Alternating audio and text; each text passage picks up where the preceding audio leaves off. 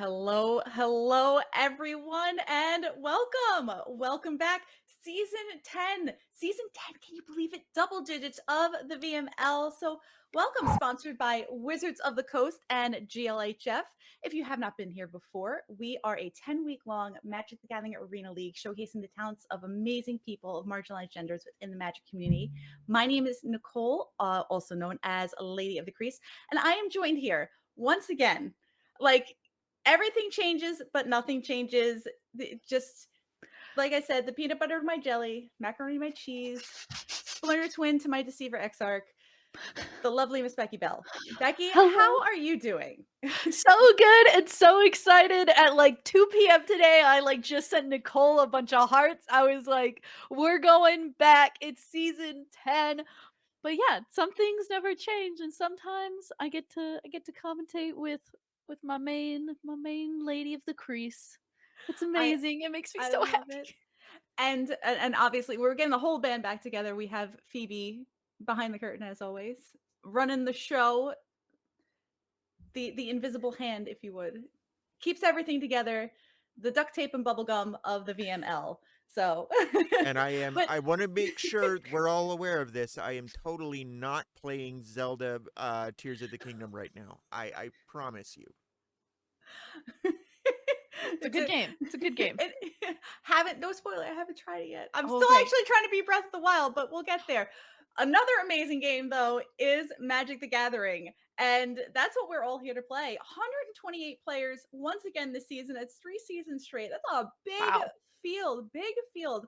And once again, we've divided these players into 16 divisions, playing a round robin for the first 7 weeks, cut to a top 8 for the top 32 for the playoffs, and just super excited to be back. This is the first year at the end of this season. The top 8 will qualify for the VML championships at the end of this season. It's going to be sometime in the late summer, early fall. So that's a first VML champs. We already have 16 players qualified for that. Looking to round out the field and add 8 more, and a big prize pool, lots of cash to be given out. So again, a big thanks to our sponsors, Wizards of the Coast and GLHF. Good luck, high five. If you haven't checked out Megan and Maria, what are you doing? Make sure you're following them on Twitter and listening to their podcast, because they are just 2 wonderful human beings and so entertaining, and I love it. And I love Magic. Let's check out our field. Kicking off week number 1. Now, week number 1 is always a little crazy because we have deck submissions week to week. So you can change your deck every week, but it's really hard to metagame that first week because you don't know what your opponent's going to play because y'all haven't played yet. So we see a lot of mid-range soup here. And I think we might have a lot of that to chalk up to our recent Pro Tour that happened in Minneapolis just 2 weekends ago. Beck, what do you think about this metagame breakdown? It looks almost like, if you'd have asked me what I thought it was gonna look like, this is almost exactly what I would have thought that it would look like. I would have maybe just changed Orzhov to mono white, probably. Personally, I think that you can be prepared to play against the decks that are also playing Kaya, and put yourself in a pretty okay position. That being said, a lot of pros feel differently. So, who am I to go against what some people who are extremely good at this game are playing? But the people who are some of the best players of this game are saying that Rakdos midrange is the only direction to go. Why would you be doing anything else? Why would you play Corpse Appraiser? Why would you be who cares? That being said, Rakdos midrange is kind of falling into the same place as these Rakdos reanimator decks. So when we're calling it midrange, we are kind of throwing all of those things together into a giant pot. And if you're playing yourself some Blackleaf Cliffs, you're all in the same general area as far as we're concerned. And these decks are extremely powerful and they're extremely reliable. And you're playing Fable the Mirrorbreaker, which is arguably one of the best cards that you could be playing right now. So why wouldn't you just be 44 out of our 128 players playing this Rakdos midrange deck? Right, I like that. If you're going turn 2 Blood-Scythe Harvester, turn 3 Fable of the Mirrorbreaker, turn 4 Shieldred Apocalypse, you're playing the same deck. So Yep. Exactly. So some of you are getting rid of your Tallies or your Atraxas, and some of you are just saying, I don't need those to beat these people. And some people are still playing Corpse Appraiser. You can see 8 people on Grixis mid-range. So, I mean, there's some differing strategies for sure by all these players. Yes, I definitely love to see that Orzhov mid-range specialty of very recently uh, Pro Tour top 8 competitor from Minneapolis, Autumn Burchett. So in the Mhm. very capable hands of Autumn, we saw Orzhov mid-range, rise to the top there. So definitely a fun take on kind of dirtying up that mono white list. Yeah, that being said, I like that you mentioned Autumn in this as well because it was really beautiful to see how Autumn performed in Minneapolis. And it was beautiful to see kind of this interaction with Simon where Simon had just got taken down. And I just see on Twitter there's this gif of Simon like hyping Autumn up a ton after just losing. And I just like applause to great sportsmanship and applause to other great players recognizing when they played against other people who tried really hard. And when I like asked Simon, I was like, dang, that was really sweet. Simon was just like, yeah, of course I'm gonna cheer for Autumn. Like Autumn did a great job and Autumn tested a lot, practiced a lot. I mean, if you're at that level, you're certainly practicing a lot. Otherwise, you're probably not getting those kinds of results. But it was beautiful to see like game recognizing game. Absolutely, absolutely. Especially on the biggest stage that Magic does have to offer. And let's take a look at this stage that we have prepped here. We're going to start things off in division number 3. We have Zombae on as a deck you had mentioned earlier that you were surprised you didn't see more of, mono white mid range. Any sort of comments about this list? It looks very very uniform. It looks like the 4 of Steel Saras, 4 of Sarah Paragons, 4 of Reckoner Bankbuster.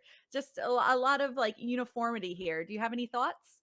Yeah, it's interesting because I feel like the strength of one of the a deck like this is being able to kind of play a few one-ofs, and it is different to see this level of uniformity. It's interesting to see less Wanderer than I feel like was very popular a little while ago, and we are adding in things like that Invasion, and the big addition of the Anointed Peacekeepers, which was a card that I kind of slept on for a really long time, and has proven to be kind of really annoying to play against. So it's funny to me to see a card that I'd like kind of counted out, and then every time I've had to play against it with another deck, I've been like, dang, this card's kind of annoying. And this is another deck where it didn't have as many like snap additions to it with March of the Machine as some other decks did. And so I think that that's why some people kind of started to push this deck to the wayside again. But it's cool to see that Zombae has added in some interesting additions, as you can also see Elish Norn in the sideboard there as well. Yes, definitely some fun new additions. And let's take a look at Zombies' opponent this week. We're looking at Shoshi playing Rakdos midrange, the flavor of the week, the deck to beat if you ask most people. It looks like a very straightforward and relatively standard list. Like a lot of these lists, it's are you playing, 3 Bankbusters or 4? Are you going to play 2 of Braids in the main or 1? Are there any sort of things that are sticking out to you here that jump out at you about this list? I love seeing I mean, this basically looks like it's almost Nathan Stoyer's exact list that took down the last Pro Tour in Minneapolis, and, I mean, Shoshi was actually somebody who was working coverage at the PT, so it makes sense, like, Shoshi also points out that she was really looking at the coverage from the PT to help her learn this deck, and so picking up something that has a lot of coverage and a lot of places for you to study and learn from makes a lot of sense. And I'm so excited to see that Chandra Hope's Beacon is getting played. It had some flashy plays at the Pro Tour, and it's just something that makes me really excited. Like this felt like it was kind of a boring deck when I first started seeing a lot of people just taking out the blue from a lot of the Grixis mid-range decks. But now that we're starting to see people get a little more flashy with this Light Up the Night and Chandra Hope's Beacon, this deck is starting to bring me a little bit more joy. Yes. All right. So I'm excited to see both of these decks in action right now. So division number 3, we've got Zombae on mono white mid-range and Shoshi on Rakdos mid-range. We'll be watching from the viewpoint of Zombae on the bottom of your screen. Shoshi is on the top with the Rakdos mid-range deck. And we are off to the races as Zombae goes down to 6 cards. Shoshi's going to start us off with a duress. Now, what is your thoughts about having these main deck duresses in this format right now? I mean, it's really, I think, a great inclusion. I'm kind of a big fan of a duress canonically. I normally like playing mid-range decks that sideboard into things like duress and negate, but starting off with negates in this format, especially that is so hinging on some of these big planeswalkers or some of these big sagas, I think it ends up making a ton of sense that we're putting duress in the main board as invasion. This card seems interesting to me and is a cool inclusion. Yes, we see the battles starting to sort of integrate and make their way into a lot of people when new cards come out, they're just a little afraid to kind of test them out. But Mhm. Zombie is like Invasion of Govicon. That's a 4 of in my deck, and we see it nab a Fable of the Mirror Breaker there, making it just a little bit more expensive. And gonna follow up next turn with a wedding announcement. We'll see the first token get cut down by Shoshi. So clearing out the battlefield for now. And just a pass back of the turn after playing the 4th land, we see in Shoshi's hand a big Chandra, 6 mana Chandra, and a Go for the Throat as Reckoner Bankbuster hits the battlefield. Now, both of these decks have a battle, they battle for card advantage, and we see the Mhm. Reckoner Bankbuster hitting the battlefield for Zombie. You know, we see Fable of the Mirror Breaker hoping to work on that mana advantage and sort of filtering out cards that Shoshi wants to see. Who here is better at capitalizing on their card advantage?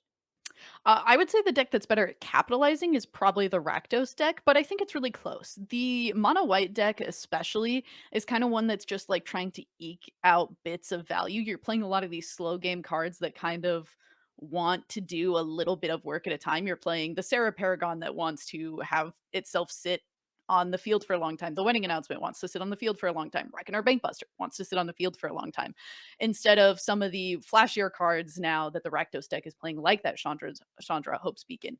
And so it's a very different style of strategy, and we're getting even more kind of dirtily, for lack of a better word, by adding something like this Invasion of Gobakon. But that being said, that along with the Anointed Peacekeepers is allowing for a lot of extra punching power once we keep ourselves stuck on the battlefield for a certain amount of time. Yeah, and now we see Fable of the Mirror Breaker going up to chapter 2 on Shoshi's side. Gonna see if she would like to loot away some of these cards in her hand. Like I said, we know about the Go for the Throat and the Chandra, the two other unknowns at the moment, as Zombie has a handful of both reactive and proactive cards. A Steel Seraph was picked up off of the draw from the wedding announcement attacks. Go for the Throat gonna take care of that Sarah Paragon, and down comes Blood Tithe Harvester.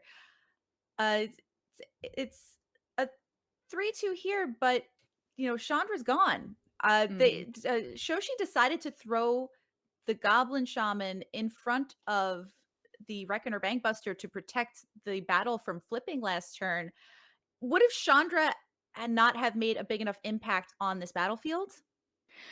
It's hard to say. I think there's also got to be a portion of it that if you're not familiar with playing against something like the Invasion of Gobakon, that you're, or kind of just playing against battles in general in standard right now, we're still in a phase where these cards and this tactic is extremely new. Trying to figure out how important it is really difficult. And you have to kind of feel like if somebody is playing a card like this in their deck, they really want it to flip. So putting out some resources I think is quite helpful, but being able to also sit pretty safely with this Blood Tithe Harvester whilst this Kiki Jiki is going to flip next turn, and then we should be able to get some extra value there.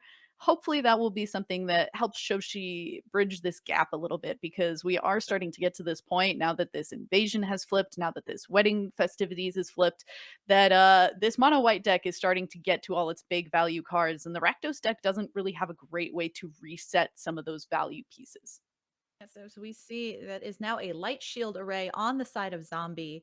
So she has quite a few pieces on the battlefield here between the Bankbuster, flipped wedding festivity, a steel seraph, and a token off of the wedding announcement from earlier. And we see Shoshi go to chapter 3 on the reflection of Kiki Jiki, which is great with Blood Tithe Harvester, but with the ossification in Zombae's hand, I can't imagine that Kiki Jiki is long for this world. Ooh, but here's the Ooh. big one. Invoke Despair will be met by the Surge of Oh. Salvation out of Zombie's hand. That 5 mana you just spent? Yeah, here's my 1 mana to spell to counter that. That has to hurt. That is a back-breaking play here for Shoshi. Is Shoshi going to be able to get back into this game after that? Yeah, that's a rough thing to encounter for sure. And I mean, at this point, Shoshi's got to just kind of hope that maybe we draw another one and we don't get met by something as nasty as that. But with this other invasion in hand, things are starting to look really rough when we're able to see what is in Zombae's hand. Yes, and we see a second Steel Seraph coming on down here. So being able to crew the Reckoner Bankbuster once again and get in the air. That's a 6/6. I don't know, or will it be? Let's see. It looks like both triggers are going to go on the Bankbuster. One will give flying, and the other is going to give lifelink. So we have a 6/6 flying Reckoner Bankbuster with lifelink, Oof. and the 3/3 token's going to get in as well because why not? Yeah, this is a spooky spot to be in for Shoshi, and so far, I would kind of chalk it up to this mono white deck seems to have come very prepared to play against something like Rakdos. A lot of these pieces that are in the deck seem like they're very good at answering a lot of these, and unfortunately, this ossification answering this Kiki Jiki is taking away one of these avenues that was hopefully going to help Shoshi alongside another good draw in activating it on the Bank Buster and being able to take down one of those Steel Seraphs. It wasn't going to make it a great situation for Shoshi still, but it would have been at least a piece of the puzzle in figuring out how to stay alive in this match. Yeah. Yeah, and staying alive is becoming harder and harder for Shoshi here at 4 life, staring down 3 lethal attackers, 4 if you count the Reckoner Bankbuster that can be crewed up in the wings there. So gonna blood away a Graveyard Trespasser, digging for an answer here. What can Shoshi find? If anything, it looks like playing a swamp, and Chandra's Hope's Beacon is coming down here. Is this enough to stave off attacks? I don't believe so. I think we're going to be able to answer like a little bit, but we're one good draw from Zombae from being able to just do whatever we want. And not to mention, as we just saw, the Light Shield Array, it does have that extra sacrifice ability that gives that extra hexproof and indestructible to just make it a little bit more insult to injury and take that first one down. Yeah, so Invasion of Gobakon looking very impressive there. Mhm. The first time I've seen that in play in this mono white deck, and love seeing how it played. What are your impressions on the battle card? I mean, it's quite strong. Normally, I think it's kind of hard. This mono white deck, not super great at attacking, so I do want to actually give big props to Zombae, who actually was really good at instead of just like always trying to draw cards with the Reckoner Bankbuster, saying, I'm just gonna throw things onto the field and have my Reckoner Bankbuster be the thing that is mainly attacking. The red deck without a braid is pretty bad at answering something like Reckoner Bankbuster because Go for the Throat can't target it. And so just using this Bankbuster as a big beat stick to be able to get that invasion flipped as quickly as possible was actually a really big and smart strategy to come out from Zombae there. And now just going into adding Lorna the third path here to help answer some of those artifacts and enchantments that the Rakdos decks plays. This seems like a pretty good place to be. And once again, a mono white deck that seems pretty tuned for this matchup. Yes, as we see a second one of the Surge of Salvation coming in from the sideboard. That was a backbreaking play in game number 1, but an awkward hand here. Yeah. Hmm. A Mirrex, a Reliquary, and that means no white mana as of right now. Zombe is going to keep and see what happens here as Shoshi is going to kick us off once again. Turn 1 Duress. Taking a look here, seeing double Surge in the hand, another invasion of Gobakon. But there is no white mana in Zombe's hand at the moment. So Yeah, this is a place where I would kind of just take the most frustrating card, which would be the Planeswalker. It'll be interesting to see what Shoshi gravitates towards, and it does end up being that Wanderer. And this is a moment where if I'm Shoshi and my opponent just slams the Plains, I'm just like, wow, yeah, okay, I guess you never don't have it. right. It's like never didn't have it. Just drew the planes right off the top. So that invasion looking better and better, and followed by an Iganjo the next turn. As we see, Shoshi has a Reckoner Bank Buster now on her side. Invasion of Gobakan going to take a look at Shoshi's hand, and it's a Lithomantic Barrage and an Invoke Despair. So a pretty heavy hand here as the Invoke Despair goes to the side. Lithomantic Barrage without any targets at the moment. Yeah, but that being said, the lay down arms and these Surge of Salvations aren't really doing anything in Zombae's hand either, and Shoshi knows about them. And Shoshi can also easily tell what is in Zombae's hand because a lot of the things that Zombae has drawn, it's been that plains and now this other land that we're going to likely be holding on to, but is not. It's not very difficult to navigate when you can pretty much see your mono white opponent's hand face up. So we see the one of Mirix on the battlefield now too. As Reckoner Bankbuster is going to draw Shoshi another card. We see Haunted Bridge coming down and a second Bankbuster. So kind of a slow start from both of our players here. Double Bankbuster on the side of Shoshi. Zombae with a Bankbuster of her own, as well as an invasion of Gobakan. We'll see Iganjo coming down as a land. But again, a lot of reactive cards, double lay down arms, double Surge of Salvation in Zombae's hand, as well as a Sarah Paragon. But not much to speak of in the graveyard yet for Zombae. So Reckoner Bankbuster on Shoshi's side going to draw another card, make a pilot, and is it time to start attacking? I don't this is an interesting place. Shoshi is gonna decide to attack here, but we do still have this invasion in play, and I think that this is another place where invasions are still new, and this is a hard kinda decision point. Do you decide to keep something back, or do you decide to go attacking? In this case, we are seeing some attacking happening, maybe we have something else that can sit back and block, and that would be something that could kinda hold down the fort, but we have to believe that we can only fade a creature into being able to crew the bank buster that's on Zombae's side and flip this invasion for so long. And with that said, here it is. Yes, Sarah Paragon coming down, not even worried about bringing anything back, just using it as a pilot. Just going to crew that Reckoner Bankbuster to get in on this invasion of Gobakan. So, Reckoner Bankbuster into the red zone, attacking that battle, and we'll take it down. So, battle's going to flip once again or be cast once again. We'll see Light Shield Array on the side of Zombae and Yeah. Hmm, lots of protection there. So double Surge of true. Salvation and a Light Shield Array is a lot, and that's gonna grow Zombae's creatures quickly. Very true. Unfortunately, we have had to throw out this Sarah Paragon into the Lithomantic Barrage that we can see in Shoshi's hand.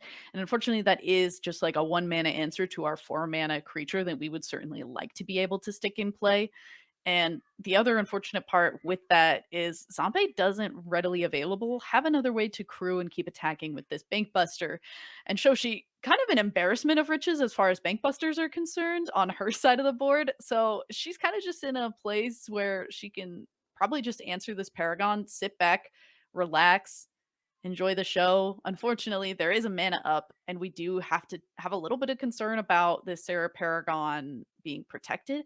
But at the same time, it's hard to just like let the mono white deck have things sit in play. As I mentioned, they want to have as many of their permanents as possible, just kind of chill out on the board.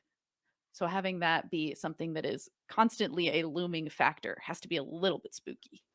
Yes, and Shieldred the Apocalypse is still here in Standard, ready to crash the party once again, as Sarah Paragon is drawn on the side of Zombie. So Zombie drops down to 14 life. So does have a backup now. We didn't see the Lithomantic Barrage from Mhm. Shoshi there. So perhaps holding on to it for a juicier target, or is saying, you know, it's okay because I have a Shieldred to block now. Yeah, that could be a So part of it. It could also, I mean, we do see the two Surge of Salvations in hand. We also now are very aware of this Light Shield array that can do some protecting. So being able to destroy creatures is feeling more and more like an extremely difficult thing to do against this mono white deck. And one of these Sarah Paragons actually going to stay back to do some blocking for Zombae to try and keep her life total a little bit safe. A good thing to recognize here because with again the three Reckoner Bankbusters in hand, that can start to rack up damage really quickly if we can start throwing out creatures to crew those with. yes, we see Shoshi drawing a card back up to 17. And it's a pretty healthy life total, even with the 6 power in the air on these two Sarah Paragons, 3 Bankbusters on Shoshi's side. It's just a question of being able to crew them and get them into the red zone. Now, this Lithomantic Barrage has been cast on the Sarah Paragon, and looks like Zombae is considering her options. Has double Surge of Salvation in hand, as well as the Light Shield Array. Now, it looks like Surge of Salvation will be deployed, giving that Sarah Paragon hexproof. And it's a will the Shieldred even bother getting in here? Yeah, this is interesting. I mean, we are in a place where Shieldred never really needs to attack. And most of the time against the mono white deck, you don't have your Shieldred attack because you are scared of things like the Wandering Emperor that really take advantage of your Shieldred being tapped. And as bad as the like mo red black deck is at answering a deck with this much protection. Now that we've just landed this Shieldred, Shieldred can kind of just sit and do what Shieldred does best, which is do some gaining life and drain some life from our opponents. And we can plainly see that Zombae only has 2 planes. We know about the lay down arms in hand, but we know that we have to draw 2 more planes for Zombae before some of these answers to Shieldred start to become a problem. Yes, as we see, Reckoner Bankbuster is going to be crewed up by the 1/1 pilot, so not going to tap that Shieldred to do it. Just like I said, avoiding any unpleasantries from Wandering Emperor, Reckoner Bankbuster getting in. And now the Light Shield Array is going to be sacrificed, giving hexproof and indestructible until end of turn. So this Reckoner Bankbuster is just going to bounce off the Sarah Paragon. What are your thoughts about using 2 protection spells in this turn? It makes me wonder if we shouldn't have just used the Light Shield Array to start things off with and continued to hold on to the 1 mana, but I think the thought process was if we use something like a Go for the Throat right after from Shoshi's side, that we'll be able to use the Light Shield Array as a follow-up to that. And so we still had 2 pieces of protection either way, and considering that our hand is pretty face up, there just wasn't much of a consequence to picking which one got used first for Zombae's side. Yes, and I like that second main graveyard trespasser coming down, eating the invasion of Gobakon there. So getting a little more pressure on the battlefield on Shoshi's side.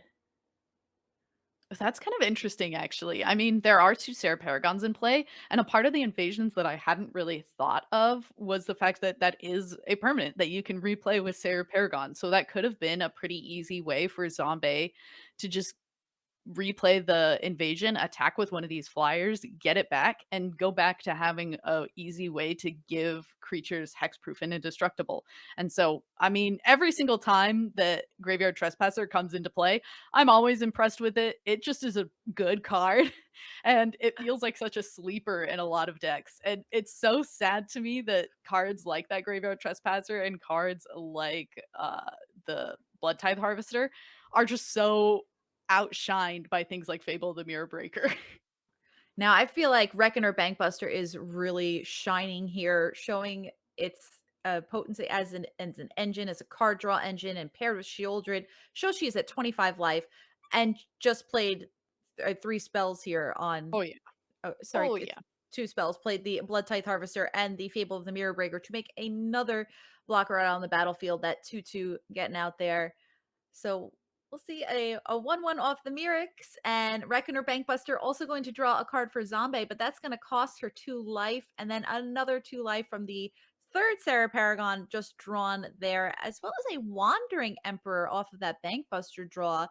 But Zombie's at 8 life. The clock is really ticking. Things are starting to get real tight here. Taking out that roadside reliquary, thinking, "Hey, is it time to draw?" And it looks like Zombie says, "Yeah, it's time to crack open this reliquary." Is this desperation we're seeing?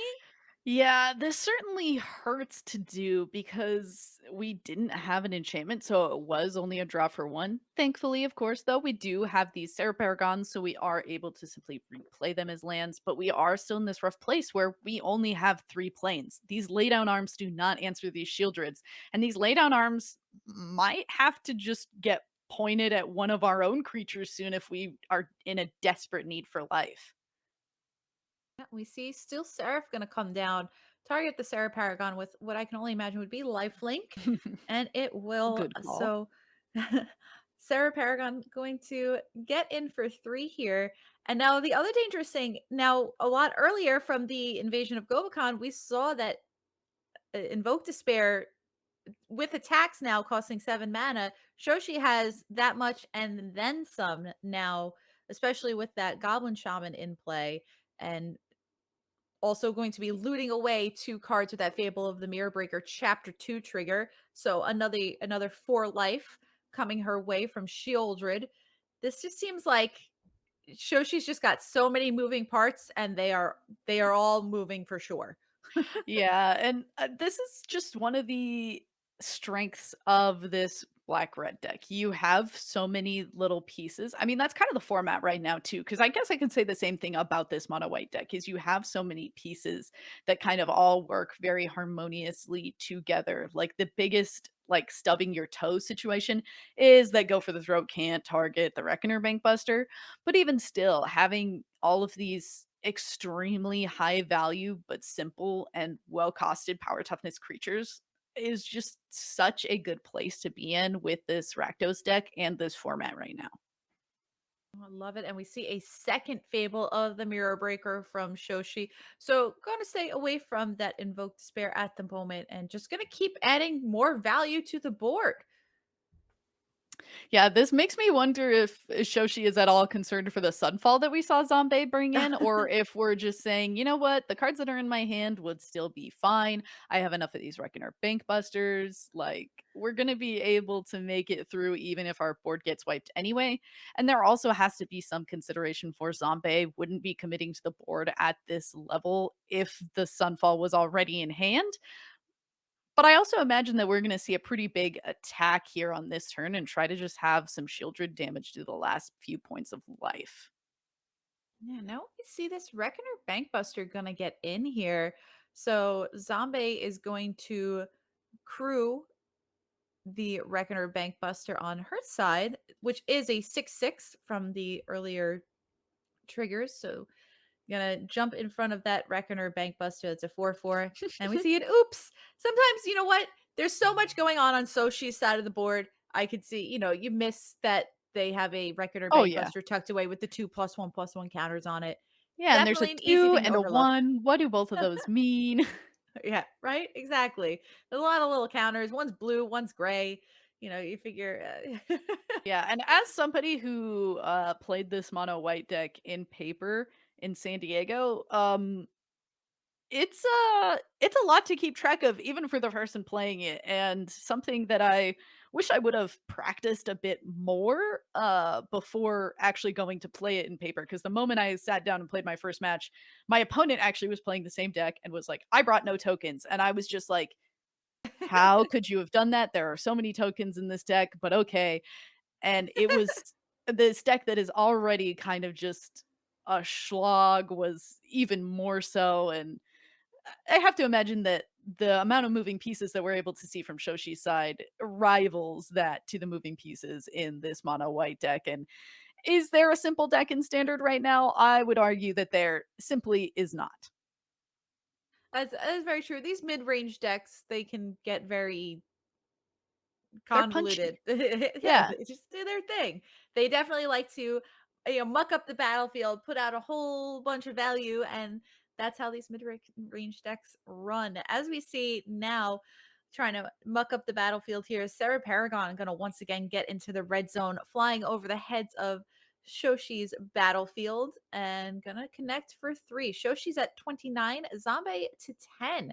But we see one Fable of the Mirror Breaker flipping here. The other Fable of the Mirror Breaker on Shoshi's side is going up to chapter number 2, so going to be able to cultivate the hand even further.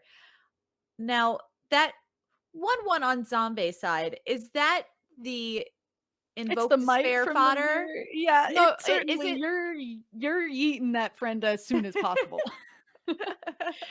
I also, like, from Shoshi's side, am probably just like, the Invoke Despair is not really even a card in our hand, like, we're not worried about it. And I would just be focusing on, like, how do I deal the last few points of damage that Shieldred just becomes too big of a problem, especially because now that Zombae is at 3 planes, only one more does get to finally equate to this answer. So, like, it feels like Shieldred's clock is ticking, and if we don't start to put on a little bit extra pain here in a moment, and with the amount of cards in hand, we should be able to do that. And I guess you could even argue that this Invoke Despair could end up being a little bit of that extra pain. We just got a lot of options from Shoshi's side, and we've got 37 life to back up the amount of time to make those decisions. Yeah, and that reflection of Kiki Jiki about to go active, able to copy cards like Graveyard Trespasser, is pretty big game as we see Reckoner Bankbuster going to be crewed by one of the 1/1 pilots. There are 3 of those out on the battlefield for those of you who are counting. And Reckoner Bankbuster this time going to get into the red zone and saying, "Listen, now your Reckoner Bankbuster is a 4/4. If you would like to block, I will trade." So And it looks like that is going to be the answer this time around. Probably going to draw off of it before that one says goodbye, or just wait and play this Wandering Emperor and see if we can add some counters onto something, gain a little bit of extra life. I talked about how many options Shoshi has. Zombae has an equal number of decisions. And once again, this Invoke Despair getting stopped by Surge of Salvation, as we saw in game number 1. What a card. What an inclusion to this mono white deck. A tool that is kind of beautifully harmonious to see with this deck. yes, but the scary thing now is Zombae is out of Surge of Salvation, and this is open deck list, so I'm sure Shoshi is very well aware of that fact that there are no more Surge of Salvations. There's no more protection from cards like Invoke Despair. So Shoshi probably going to start looking to swing for the fences as we see lay down arms at 4th planes. Finally, Becky, she got it. That 4th planes and 40 life for Shoshi, but we finally have a way to start dealing with some of these more spooky threats on Shoshi's side of the board, and we've got some pretty good backup as well. We have this Wandering Emperor in hand that's just sitting peacefully awaiting. We can now start really attacking a little more safely in the air, be it with lifelink or vigilance, as the choice may be, saying that we want to make it seem like we want to block. See if we can bait Shoshi into doing some more attacking now that we have this Wandering Emperor in hand. Yeah, comfortable enough at 10 life to say, you know what? I'm not going to do lifelink anymore. We're going to start doing vigilance, make sure I can stay back on defense, make sure I don't get, cheesed out by, a double of invoke despairs here or something like that. As we see Chandra Hope's Beacon coming down on Shoshi's side once again. This game, hopefully for Shoshi, making a bigger impact here than it did in game number 1. What is she going to do with it? This is kind of a tough decision. You have a lot of options. Since you do have the ability to, yeah, just wait and sit back and copy some spells, it's hard when we can't see what is in Shoshi's hand. But a good start here with this Obliterating Bolt's going to try and deal 4 damage to Sarah Paragon. But Wandering Emperor, we held it. We were hoping for a moment like this. And with a swift +1/+1 counter, let's see if we can at least save one of these Sarah Paragons. Unfortunately, one of them is still going to get obliterated. Yes, so one of them is gone. Goodbye forever into the exile. But Sarah Paragon number 2 with a +1/+1 counter and has first strike now until the end of turn. So kind of Hmm. would be making attacks a Whew. little less appealing. But Chandra, that's just the passive. Chandra going Yep. to -3 to take care of the Steel Seraph and finish off that second Sarah Paragon. And now Wandering Emperor is kind of just sitting there all helpless and sad. Sad. But is this lethal? Because the I 1/1 think cannot so. I'm block. pretty sure. I didn't do the counting, but Right? Math is for blockers. yeah, I was about to say math is for blockers. We do have these pilots, and we've seen a lot of Reckoner Bankbusters for Shoshi. So we're just gonna see how much attacking can be done here. And the Graveyard Trespasser also able to do a little bit of extra damage as well. Yes, it looks like Shoshi doing the math here, trying to figure it out and see if a You zombie know, is in fact dead. it's a good thing we actually said math is for attackers there. Now that we Yeah. think about it.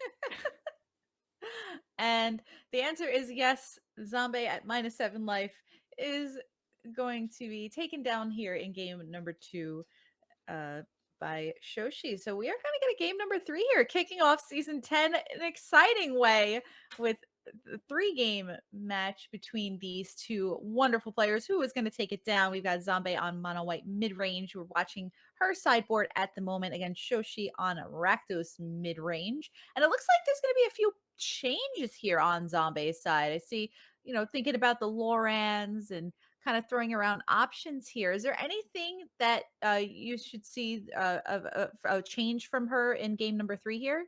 Yeah, taking out all of the laydown arms, I have to imagine, is being a little bit frustrated with some of the more pricey creatures from Shoshi's deck not being able to quickly be answered.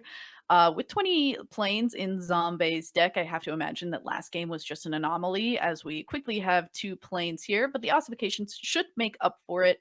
And bringing in those Lorens, saying if somebody does, just go ahead and play a Reckoner Bankbuster, saying that we can quickly answer it is going to still remain the game plan.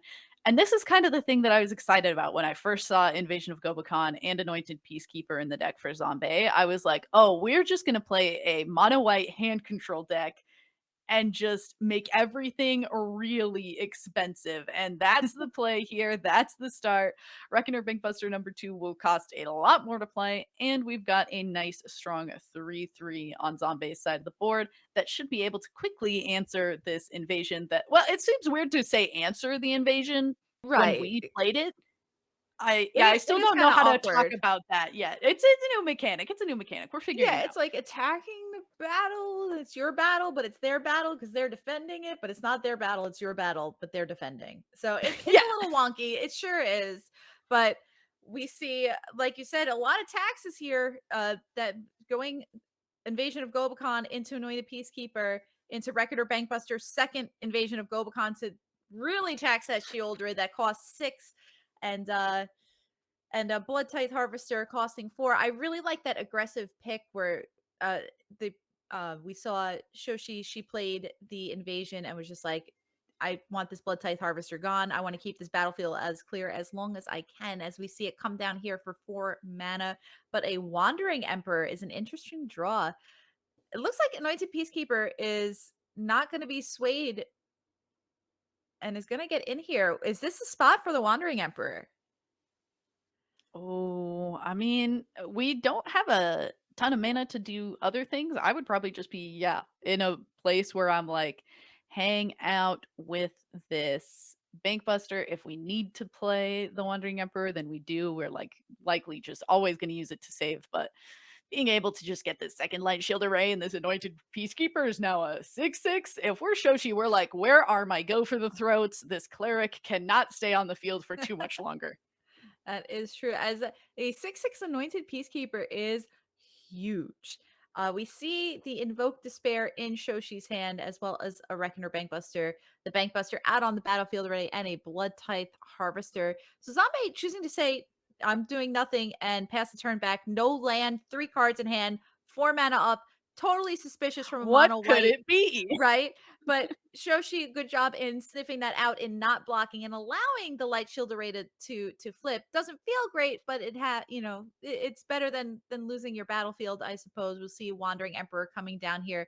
Going to make a 2/2, but now needs to sacrifice the Wandering Emperor and will sacrifice one of the light shield arrays as well. There's always since so as somebody again who's played quite a bit of this mono white deck, there was a lot of debate over whether you should throw out your Wandering Emperor into an Invoke Despair to save you some life and your opponent from drawing some cards, or if it was just better to hold on to it and still be able to play it. And I think to this day, people are still torn.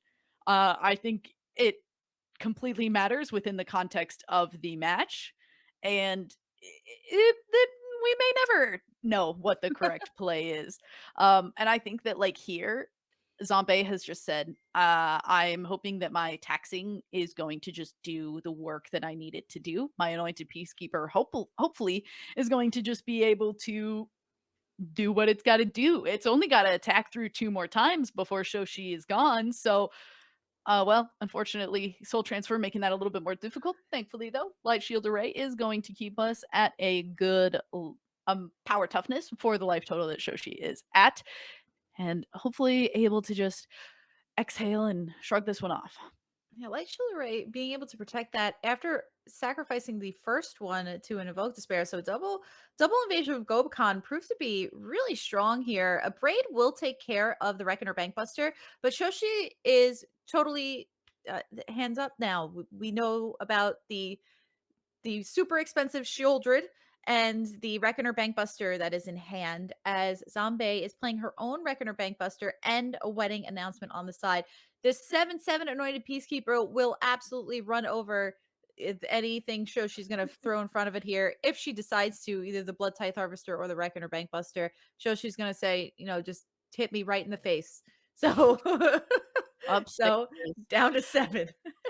Yeah, he's gonna have to start blocking as soon as saying see ya to the second Reckoner Bankbuster that is taxed a little more heavily than we would like to do. As Zombae has said, you know what? Death and Taxes is a pretty cool deck in some of their formats. I'm gonna take note here. I'm gonna see what I can make happen.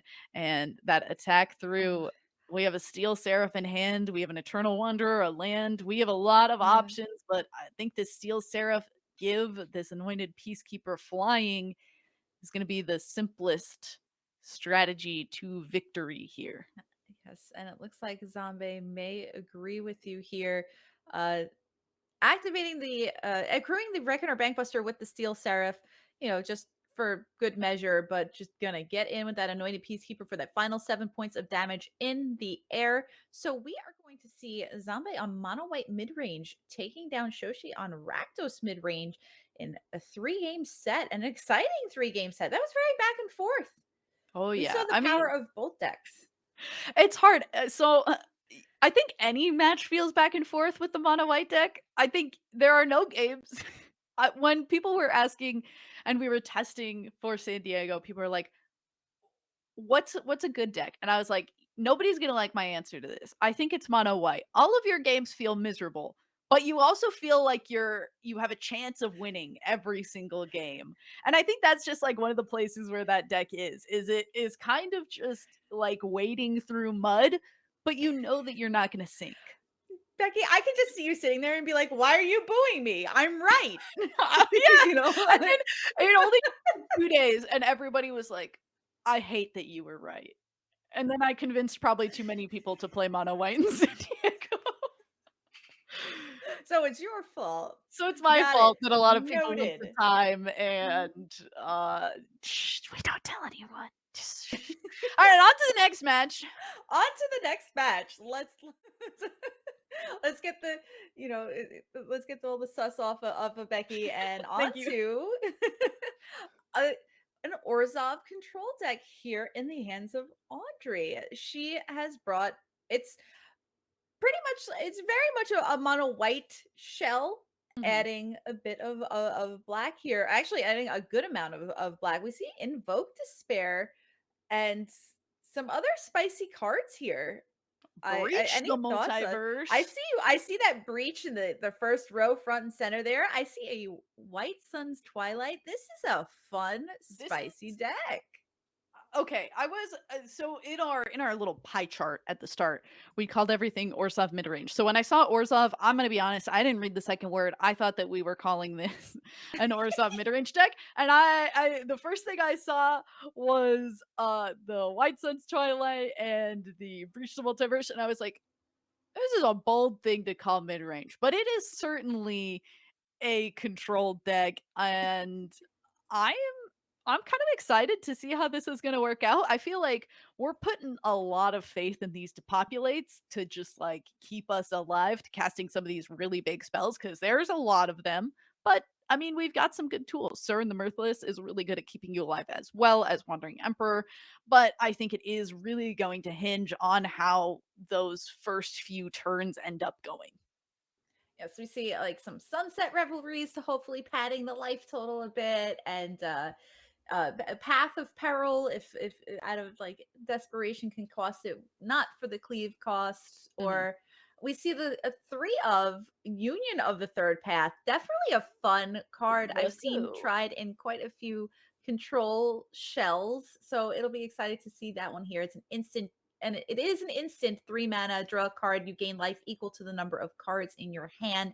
So it just, that is just through and through a control card. And I am very excited to see this one from our VML newcomer, Audrey.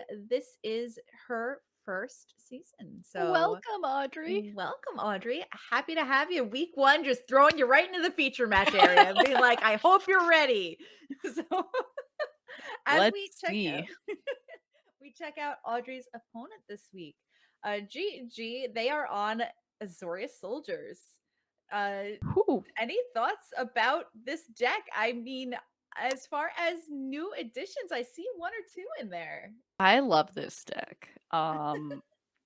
I love me a tribal deck. I think that playing things where all of your creatures have the same creature type, you are like, let's go. I think also you're playing Yodian Frontliner. Sure. That's a card.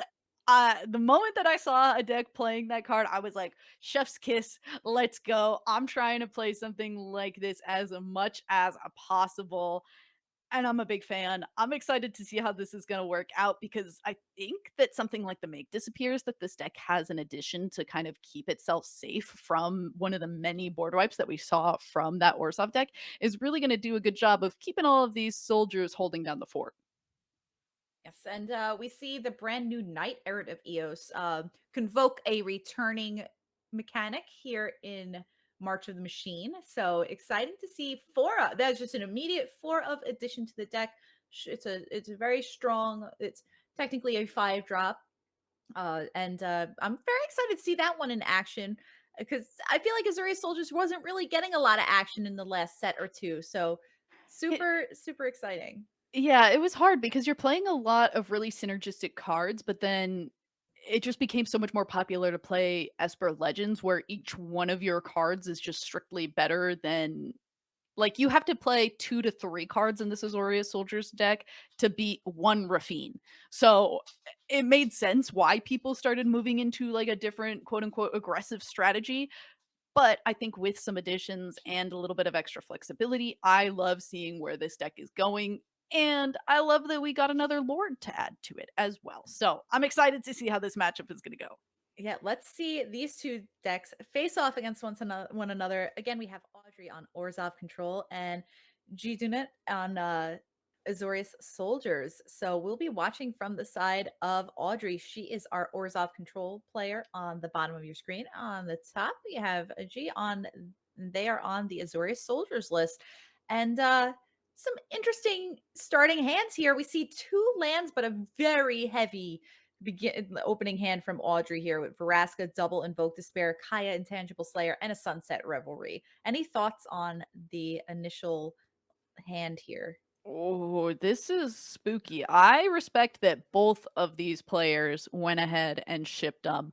I think that that is something that's really difficult to put your brain down and just go for. Uh, and I think honestly, both of these sixes are far better than the initial sevens, even though they were both kind of tempting on either side. I like that they went ahead and made these decisions and the Skrelv to start things off for G, as well as I gotta also go ahead and give some respect to the land choice, the basic land choice. I'm a big fan of some basic land drip, and it's good for both of these players. Yes, so A plus. Good job, players, on your basic land choices. Very important here, as coverage people Mhm, that we pay mhm. attention to these things. It's very So, important. not saying we judge you all, but Well, Skrelv being unchecked here is potentially a little bit spooky for Audrey because I think that one thing that has kind of taken me by surprise a lot of the time with these decks that are just playing Skrelv, you kind of get taken by surprise by the amount of times that you have to start worrying about your poison counters. And so I think that just being able to keep this little mite on the field, keep it doing some protecting, keep it doing some attacking, whatever we would like to do, it's going to make things a little bit difficult for Audrey. But hey, getting ourselves to this fourth land and having both Path of Peril and Depopulate to go one into the other is a pretty good place to be. Thankfully, though, G at least has this Spell Pierce for the first one. Unfortunately, now, though, the shields are down. We have a small shield in the form of our little Skrelv, but the mite isn't very big. It can't do a ton of protecting. right, and we see Gdinut is getting across for a good amount of damage and not even leaving the Skrelv back to protect this turn because they're saying, "Hey, listen, I've used my spell pierce. All they have left in hand is a land." So it's kind of scary from Audrey's side though because there's still 3 mana open Mhm, on G's side. So deciding to not depopulate here. Oh, sorry, 4 mana open on G's side mhm. there. So that's a scary place to be, but it feels like almost priced in even with the Wandering Emperor in hand for Audrey. Yeah, it's I think we're just scared of being caught by something like that make disappear. We've already gotten caught by this spell pierce. So instead, we are just going to focus on trying to keep ourselves with a healthy life total, have it as a backup, and at least be able to play against something that we have a little bit of recency in our mind about, which is that spell pierce, which we now have the mana to pay for, or we can go ahead, Path of Peril, kind of the same thing. Keep holding on to this to populate and make sure that we're able to keep the board as clear as possible. But luckily for G, Recruitment Officer has a really sweet ability. I actually was playing in Uncommon Cube last night and was surprised at even how potent that card is in any kind of just low to the ground creature deck. No, card is great. Definitely getting some value. Very powerful one drop and a definite four of in all of these Azorius soldiers deck. And the big thing is she able to do that and also cast Resolute Informants on Mhm. Audrey's end step here. So Audrey, she still has a draw on that Reckoner Bankbuster. Can't cast the Wandering Emperor with only 3 mana open. And we see Knight Errant of Eos drawn on G's side as a Valiant Veteran going to come down and Whew. pump the team. So that's quite an attack here for half of Audrey's life total. You're going to get in for 4 damage, would bring Audrey down to 4. Borrowed Time is the draw off the Reckoner Bankbuster.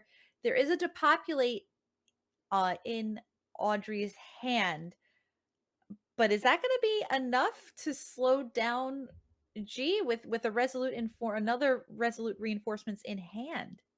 Yeah, I think that this is a place where the Resolute Reinforcements plus the Valiant Veteran activations in the graveyard just leaves you in such a rough place that is also showing some of the extreme potency that these decks and this soldier's strategy has right now. You're able to push through what? How many Mortal Wipes got played that game? 3? Oh, 3. Yeah, 2 Path of Peril and a depopulate. So definitely a We only strong countered showing. 1. Right? That's true. There was only one spell pierce, and it just still overwhelmed. Very resilient deck, Azorius soldiers. As we take a look at our Orzhov control players sideboard, considering what to bring in here, looks like gonna cut some of the top heavy weight in like Kaya and Veraska. Gonna bring in some graveyard trespassers and things to kind of gum up the battlefield. Good blockers, cards like Cathar Commando as well that can trade Mhm. and hopefully trade up. Any thoughts on the sideboarding here? No, I think this feels pretty standard for the control versus aggro matchup. You are just trying to take out a lot of the bigger things that, sure, they're nice, sure, they're punchy, but they're not going to keep you alive if they're stuck in your hand. And every card that is stuck in your hand as your life total goes to 0 is kind of a bad place to be. So, trying to make sure that you have as many interacting pieces as possible to just make sure that you live to casting something like this White Sun's Twilight for a lot, because I think that is going to be one of the ways that you actively take over this game. And if you're sitting here on this Azorius Soldier side of the board, you're like, how do I stop my opponent from kind of evading me at this Surge of Salvation? We saw how good it was in a completely different matchup, but honestly, it had me a believer, and I would be interested in just throwing a ton of different ways to protect our team into it. We've got already the Make Disappears and Spell Pierces that we've talked about and seen, but there's also that Protect the Negotiators, which is a really good counterspell plus make more creatures. So this seems like just such a good place to be against a deck that's trying to cast a lot of spells and cast a few really potent spells. Okay, so now that we're about a match and a half into our coverage here, would you call Surge of Salvation the most impactful card on standard from March of the Machine? I would With all call this it data. with all the data of a game and a half, a match and a half. I would call it the most impressive card on the night. There are so many cards that are just bonkers in standard right now. I feel like there's no way that I could call it the most impressive card in standard. Oh no, from From from March of March, the Machine. hmm, I'm a little bit biased towards Atali. Because Sure. I also thought that Atali was, like, really bad. Like, I was like, "This card is unplayable." And then immediately at the PT, there's, like, 2 to 3 copies in some decks, and I was just like, "Wow, okay." Yeah, it's sometimes you just have a wrong read on a card, and when I say sometimes, I mean a lot of the time. I don't it happens. It does. It certainly does. As we see our Orzhov player here mulliganing once again and keeping once again sort of a top heavy hand in Farewell, Invoke Despair, and Wandering Emperor, but it's really hard to go to 5, especially in an aggro matchup. And I'm sure that Graveyard Trespasser is a very happy addition to the battlefield for Audrey here, getting to at least gum things up a little bit temporarily as Tukasha's Welcome is Ooh. played on the side of G. That is quite a card. That's a great card in control matchups where you think your opponent's going to go a little slower. We'll see Mhm. Graveyard Trespasser happy to trade with that recruitment officer, kind of trying to slow down the card advantage on G side. Audrey saying that's my job. I'm supposed to get the card advantage here. I'm the control player. I'm actually floored that on the next turn we could cast this Invoke Despair. Like, if you'd have asked me how often this deck reliably casts Invoke Despair on turn 5, I'd have said probably never. But hey, just like that, I mean, we have enough dual lanes. Audrey could cast it next turn, and we have a Wandering Emperor to answer this creature. So hey, this is not too bad of a place for Audrey to be in. No, and a big key here is Wandering Emperor is going to exile this Valiant Veteran. So not to the graveyard this goes. So no pesky +1/+1 counters for G's creatures after this. And a soul transfer is the draw here. So going to skip on the Invoke Despair for now. Perhaps playing around a card as we had seen earlier, like Spell Mhm. Pierce. Yeah, difficulty dealing with Spell Pierce, difficulty dealing with Make Disappear, and making sure that we're playing the spell that allows us to hold 2 mana up in case one of those taxing effects does come into play is very heads up. But as the Soldier's deck is very good at doing, you just try to make it seem like you're representing a counter spell, and then on end step, all of a sudden, it's actually Resolute Reinforcements, and we've all of a sudden got some creatures in play again. Yeah, and sometimes it's just both and you can't win. It's like, well, it was either going to be Make True, Disappear yeah. or Resolute Reinforcements. So pick your poison. As we see Harbin coming down, a card that can snowball very quickly, and Zephyr Sentinel as well. But Audrey said, that's enough. It's time for Invoke Despair. So going to sack the token that came off of the Resolute Reinforcements and one of the Kaju's welcomes, but still one in play. Aren't you going to draw a Graveyard Trespasser? Still at a very healthy 18 life. Only 2 cards in hand, though, so a scary place to be as Audrey drops down to 14. And Zephyr Sentinel just going to get played out onto the battlefield. Looking to bounce that Resolute Reinforcements, Ooh. get a little bit of value here. Gonna put a counter on that Zephyr Sentinel, and G saying, well, it's coming back next turn, so do something about it. Mhm. We'll see Graveyard Trespasser coming down, eating the Recruitment Officer, but G's got flyers. This is gonna spell trouble for Audrey here. Yeah, I mean, at least we're anticipating this resolute reinforcements coming down, so we aren't as worried about taking that little bit of extra damage. And the farewell would have been kind of awkward anyway because of the reinforcements. We would have just had to use it to be a 2-for-1, which still isn't bad, but then would have had to deal with the resolute reinforcements as the follow up. And this time around, we're at least hoping to be able to block, but we know, and we're about to see that G drew an Igonjo, and that puts a big damper on Graveyard Trespassers' hopes and dreams.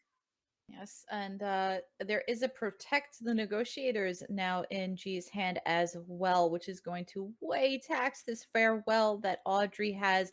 A Path of Peril as well, and it looks like gonna take a look at the mana costs to make sure needing to cast it for the cleave, or it can just cast it for the regular 1 black, and we'll deploy it for the 1 black, Protect the Negotiators with a kick, and that was quite a bit. Takashi's Welcome going to draw a card. Can't pay for the Path of Peril, and G looks like going to take this one down in a tale as old as time. Aggro beating control, 2 games to none, and quite an impressive display from the Azorius Soldiers deck.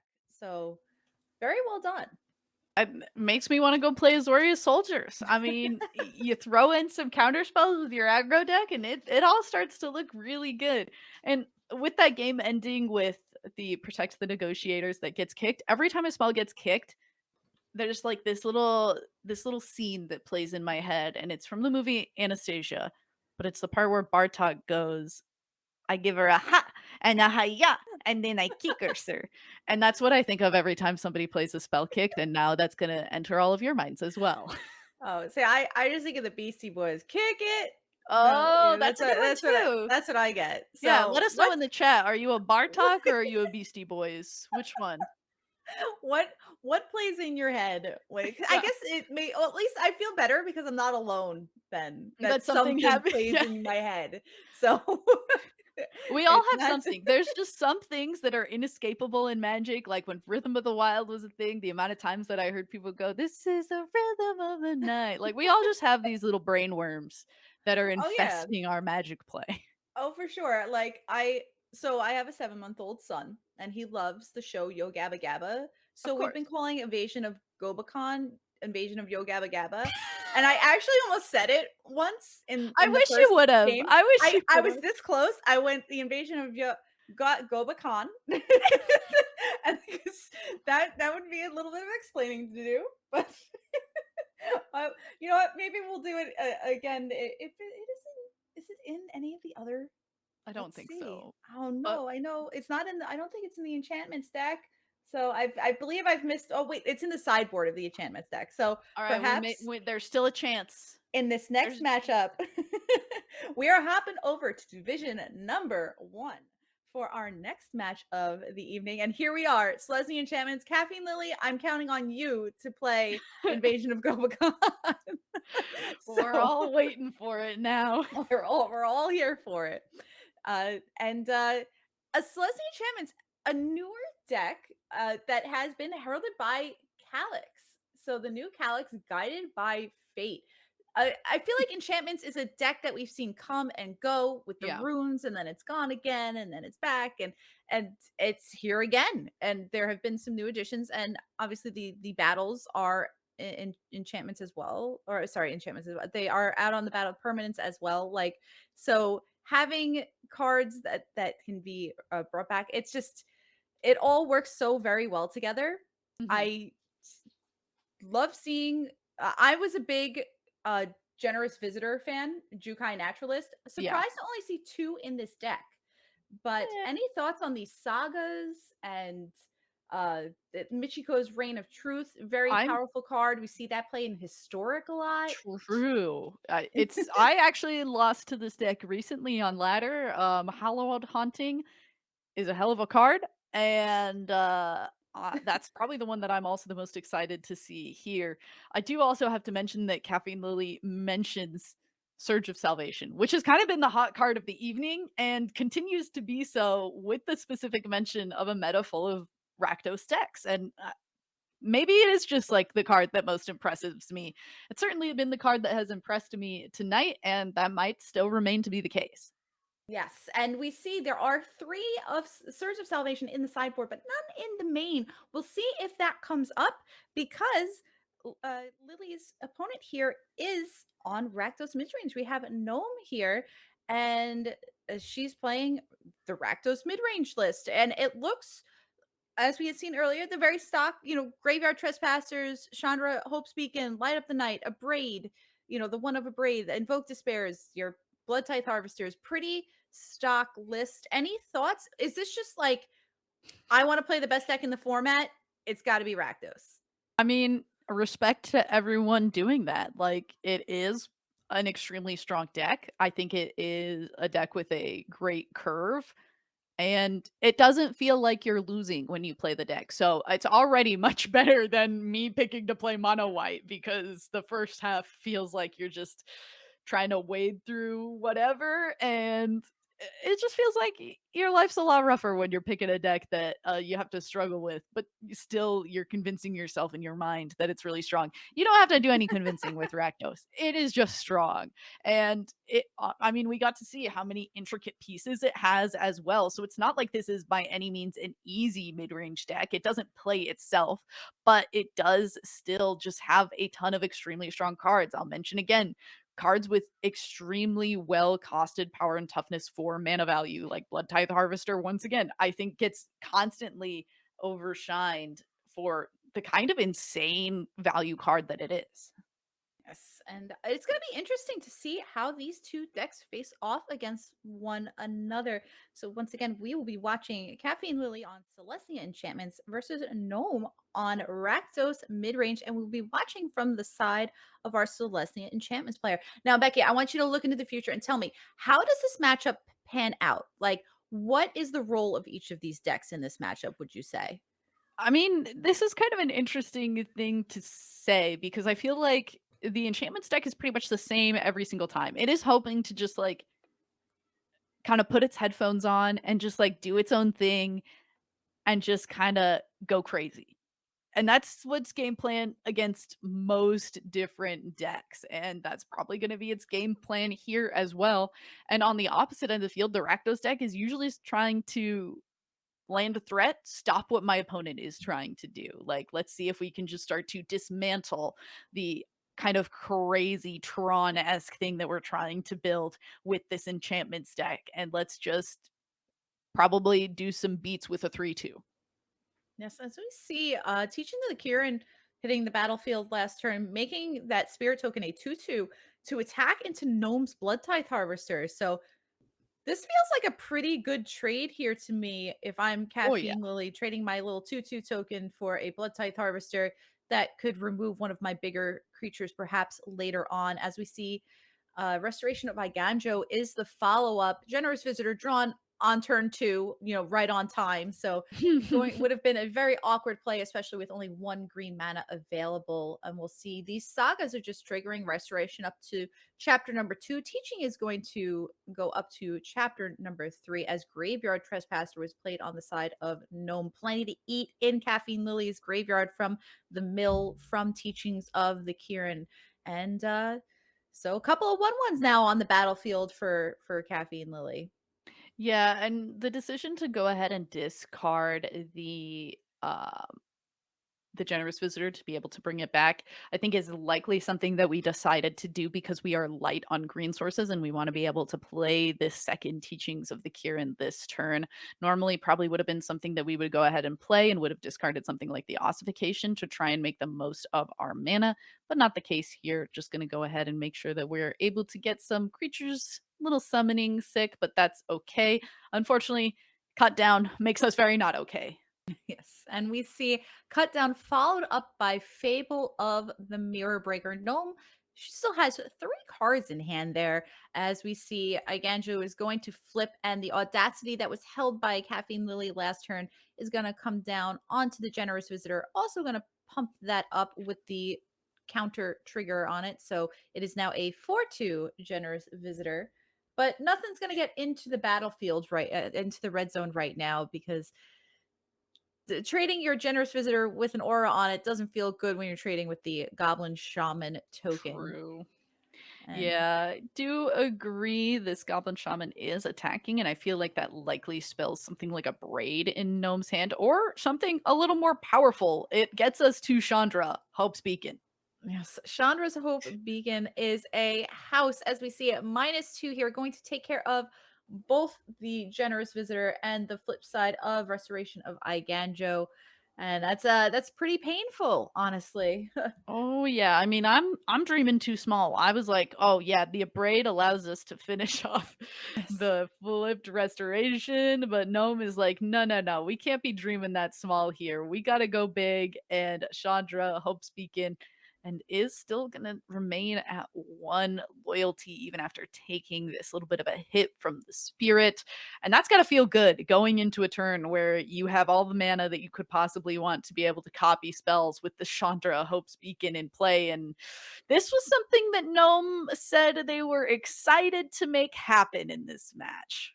Oh boy. And yes, we see uh Invoke Despair particularly painful here as Caffeine Lily uh it's it was a Yeah, back-breaking, normally I feel like back-breaking Invoke play. Despair doesn't invoke that much despair, but there was a lot of despair invoked there. Yes, with Chandra's Hope Beacon to double that and needing to sack 2 creatures, 2 enchantments, and 2 planeswalkers, which Caffeine Lily did not have, but had the 2 enchantments, had to sack the Calyx and the Ossification. So Gnome got back their graveyard trespasser, and that was just painful. Is that the straw that's going to break the camel's back here? Is this too much to come back from? Yeah, I think that that was the turn. I think Caffeine Lily was already in a pretty rough place, but I think being able to copy one copy of Invoke Despair is already just so crazy. And the fact that this turn we have our reflection of Kiki Jiki unlocked, it's not summoning sick anymore. And we also get to do some attacking with some 3 power creatures. And unfortunately for Caffeine Lily, we've just been so choked on forests in this game that we have not been able to accurately be able to play out our spells in a way that works alongside what Gnome has been able to do. And so Gnome just in such a strong place in this game, and Caffeine Lily holding on at 1 HP, but we're in a rough spot. Yes, and it looks like Caffeine Lily says it's not even a rough spot. It's just not even my spot. I'm going to bow out and concentrate here on game number 2 as we move to sideboards. Those Catildas coming out real quick, as are some Commune with Spirits looking interested in borrowed time. Any thoughts on how sideboarding is going to go here for Lily? Yeah, this is interesting. I like bringing in things like the Lauren. I think that it just is able to cleanly answer so many things that it's kind of a nice little addition. We saw how good Invasion of Gobakon was against the last Rakdos deck. Not biased in saying that at all, but maybe would have done that. I think Caffeine Lily is in a rough place where we are kind of suffering from the fact that this deck needs to have a certain number of synergy pieces to function. And without those synergy pieces, this deck just starts to feel like Michiko's Reign of Truth doesn't feel really good when Michiko's Reign of Truth is the only enchantment or artifact in play. Like that Yes. starts to feel much worse. Generous Visitor, once again, the draw on turn number 2, but this time we did at least start with a tap land, so it doesn't feel as bad as it did in the first game. Yes, Caffeine Lily mulliganing to 5 there, searching, hoping for a threat, and finally kept the 5 with a Calyx, but 2 lands, and Michiko's Reign of Truth, and Ozlith, uh, the Spire, Ozolith number and 2. Ozlith number 2, the Shattered Spire. There we go. I So didn't know what it was called either, so I'm yes. sorry I I couldn't was like, save you. it was the something spire. It was like I just couldn't remember. It was like the yes, shattered. So, Oh, I'm but crying. I'm crying for Caffeinelily. I just want one of these yes, generous little guys to live. yes, but unfortunately, not allowed to be generous. Calyx is generous in hand though, as Calyx is going to come down and only has itself to target, but is now a 4/4 and out of cut down range. So that at least has to feel pretty good. Well, For a we second, it felt good for a second. you know, Hey. it didn't work the first time. Let's try again. Yes, and we'll see Calyx coming down once again as a third copy was drawn for turn on Caffeinelily. So the lone card left in Caffeinelily's hand is a Calyx. Cut down will take care of Number this 3. second one. But will the third Calyx survive? I think is the question. As Noam only has one card in hand, but the best fix for only having one card in hand is playing out a Reckoner Bankbuster and drawing immediately, Yeah, as we this see is oh, duress. all right. I mean, thankfully, Calyx doesn't get discarded to that, so this one seems like we should be safe. And the Michiko gonna be able to attack as well. But I mean, this has been a kind of a boxing match. We've been going like punch for punch, back and forth. And the third Calyx doesn't even live. We got to go for the throat. Calyx is an enchantment, not an artifact. It's a rough place to be. And once again, stuck on green mana for Caffeinelily, really unfortunately. Yes. Thankfully this teaching of the Kieran will pump up that Michiko just ever so slightly to a 3/3. So now that is 2 out of cut down range, but Invoke Despair. Very painful against these enchantment decks because they almost always have to sacrifice some sort of valuable enchantment, and it's going to shrink this portrait of Michiko down back to a 2/2. Jukai Naturalist in hand as well as a plane, so no second green source. Gonna not even play out the Naturalist, wanting to add +1/+1 counters with Ozolith, the Shattered Spire, so it's going to grow portrait of Michiko up to a 4/4, and gonna be hard to shrink it from there. Yeah, I think at this point, Caffeinelily's thought process is let's hope that there's just no removal left for Gnome. But Gnome, even though this isn't technically a piece of removal, it still removes that portrait of Michiko from the battlefield. And we're just constantly being stuck a foot falling further and further behind. Jukai Naturalist hopefully will be able to do some cool things if it's able to make it to the next turn. But we just the train is Oh not stopping for my Gnome, goodness. and the Invoke Choo Despair and Invoke choo. Despair, yeah, speaking of yeah, I would be looking doing the same thing. After the 3rd cut down, I would have been graveyard? 3rd? Okay. 3rd Invoke Yes. Despair? Yeah? Okay, alright. I mean, that's kinda just how they function. Once you have nothing left after the 1st Invoke Despair, the 2nd and 3rd one just draw more Invoke Despairs because you're drawing cards because you have nothing left to sacrifice.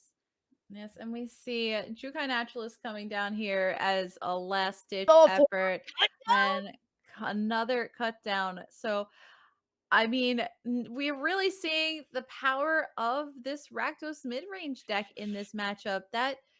It just didn't stop. It just It's did not because we stop. didn't see Surge of Salvation, the Wow, there best was card no in the Surge of match. Salvation. There were no Surge of Salvations. There were no invasions of Yo Gabba Gabba. That was No.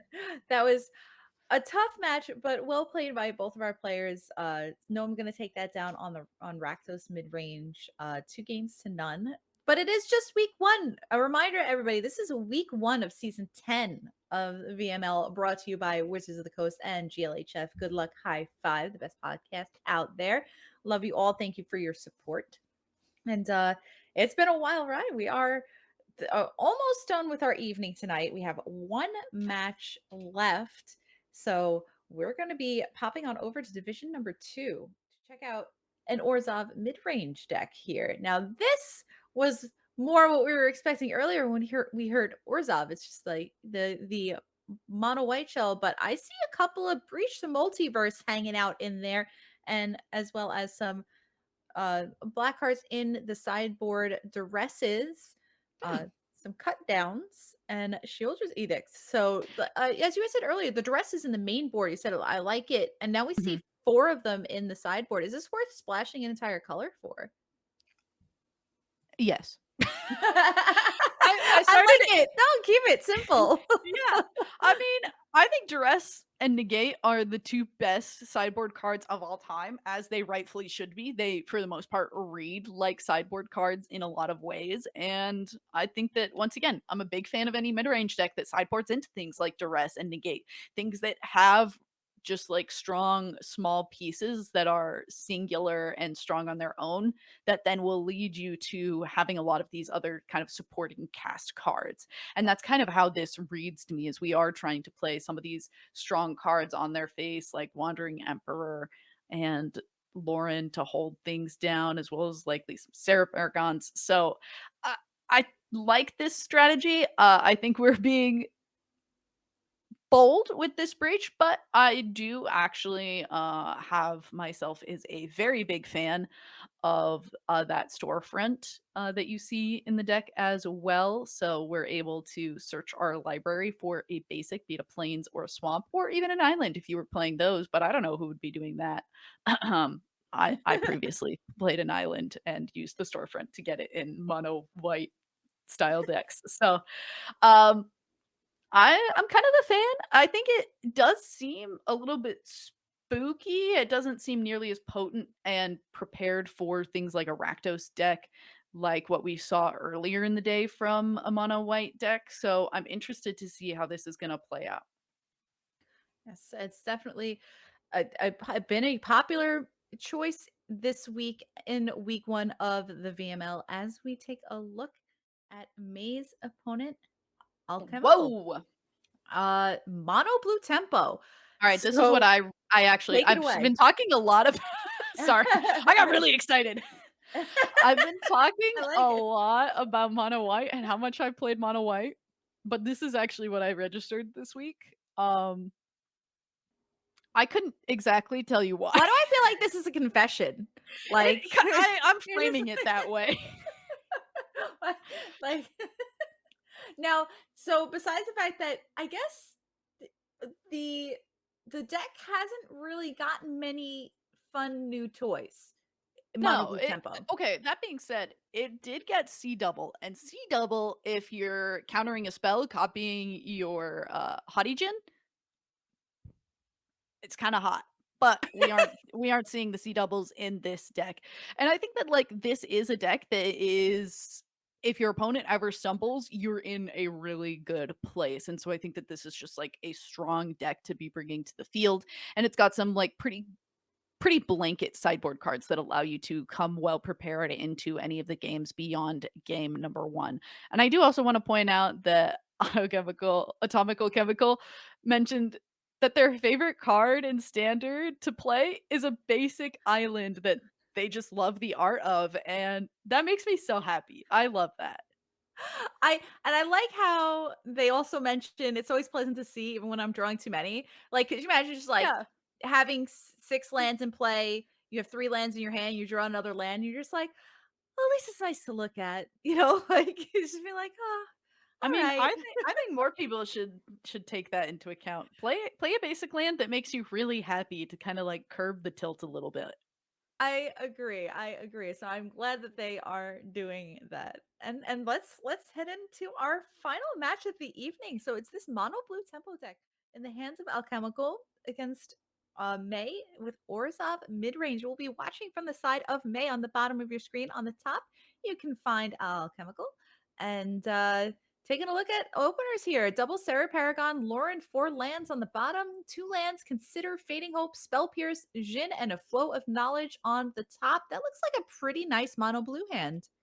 Yeah, and I mean that mono blue hand looks a lot nicer when we're able to see what is in May's hand. And Lauren, normally a card that is phenomenal in a lot of other matchups, but does not functionally do a whole lot in this matchup.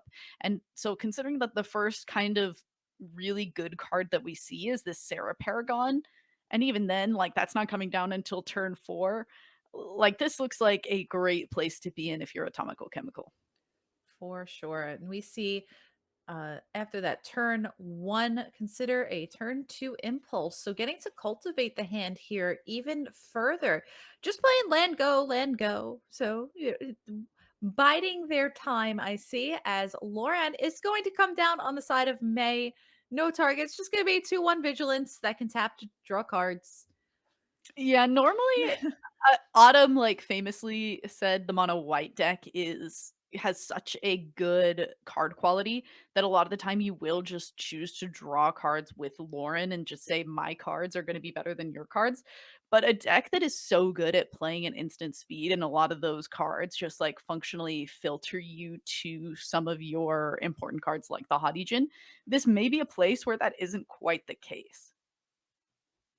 This is definitely dangerous. Like, Atomical Chemical is able to get through their deck faster, more efficiently than May would with her Orzhov deck. So are we saying that we're just going to see Lauren as a 2-1, hopefully attacker here as it gets Mhm. bounced back to the hand with Fading Hope? So able to scry one. So Lauren seems to be a net negative for poor May. Yeah, this is looking a little bit rough for May, and this follow up of the Hottie Jin coming down for Atomical Chemical. We're close to being able to play Oh, this lay down arms and not care about something like a spell pierce. Oh, we have the Raffine's Tower. Oh my gosh, I should know Rafine, this. The Raffine's that's Tower is a plains, but Rafine's Tower is great. So Raffine's Tower is phenomenal. And yeah, spell pierce. What spell pierce? Like, lay down arms cost 1 mana. We're swords to plowsharing in standard. it's a beautiful thing as Lauren returns once again to the battlefield, the 2-1 Vigilance powerhouse, staring down a 5-5 Serpent in Tolarian Terror on the side of Atomical Chemical, and that is quite something to be staring down. Not Mhm. really too many answers for that. May does have the Destroy Evil, but there is a Spell Pierce in Atomical Chemical's hand, as we already established. Is Let's see what happens here. Yeah, I First, like May's decision to just say, I'm going to try and go over the top of this Tolarian Terror, still try to do a little bit of damage. Unfortunately, the Mono Blue deck prepared with many a counter spell, and Essence Scatter is not going to allow for that Sarah Paragon to make it onto the field. And just when you thought the train was maybe going to stop rolling for this Mono Blue deck, Flow of Knowledge is quite a magic card. yes, it is. As the Solarian Terror is going to get into the red zone, coming across for 5. So perhaps we will see first damage done, May down to 15, Atomical Chemical at 23 life from that lay down arms earlier. Loran is going to draw. That brings Atomical Chemical up to 3 cards in hand. May with a grip full going down to 6 cards after playing a land for turn here. So staring at a lot of cards, but don't want to die with a grip full of cards either. So gonna need to do something about this 5-5 eventually, I think. Yeah, and I like feeling like we just saw May go ahead and like check. Tolian Terror costs 7 mana technically, so I need 7 planes for my laydown arms. Like that's a rough spot to be in. This Eternal Wonder could normally be a very clean answer, but with just the Tolarian Terror in play, we would also need to be able to pay for the ward cost if we just wanted to blink it. So once again, the a lot of moving parts that are a part of this mono white deck making it kind of difficult to figure out what exact decisions are going to be made. And it looks like the play of destroy evil and pay for this ward is going to start to be the decision here for May. Unfortunately for May, the spell pierce that looked bad earlier is about to look a whole lot better with the extra taxing cost of this ward too. Yes, we see the ward paid, but in response, Atomical Chemical going to spell pierce. Patience paying off for Atomical Chemical here, deciding to not cast like the Flow of Knowledge or Thirst for Discovery or anything at May's end step last turn. Just wanting to protect this 5-5 that May is having trouble dealing with. I mean, if you're playing a 7 mana 5/5, I feel like it should be hard to deal with. I It feel like is that's true. That's that's rightfully so, and the things left in Atomical Chemical's hand, just a lot of ways to draw cards and draw a nice selection of cards, and it's not stopping as we have now been able to find even more ways to draw cards off of that Lauren. Thankfully, though, this Lauren does have vigilance, so we are able to continue to do some attacking at the same time as potentially eventually blocking against this Tolarian terror. And I could see May potentially thinking about going for this Wandering Emperor and just being able to exile the Tolarian terror now. But it would cost all of our mana once again, and there's no way that you aren't afraid of some counterspell when your mono blue opponent has 4 cards in hand. Right. And a lot of times it doesn't even have to be something like a spell pierce for them to be able to fading hope it back to hand and just play it for 1 mana next turn or something like that. Feels pretty it's definitely scary.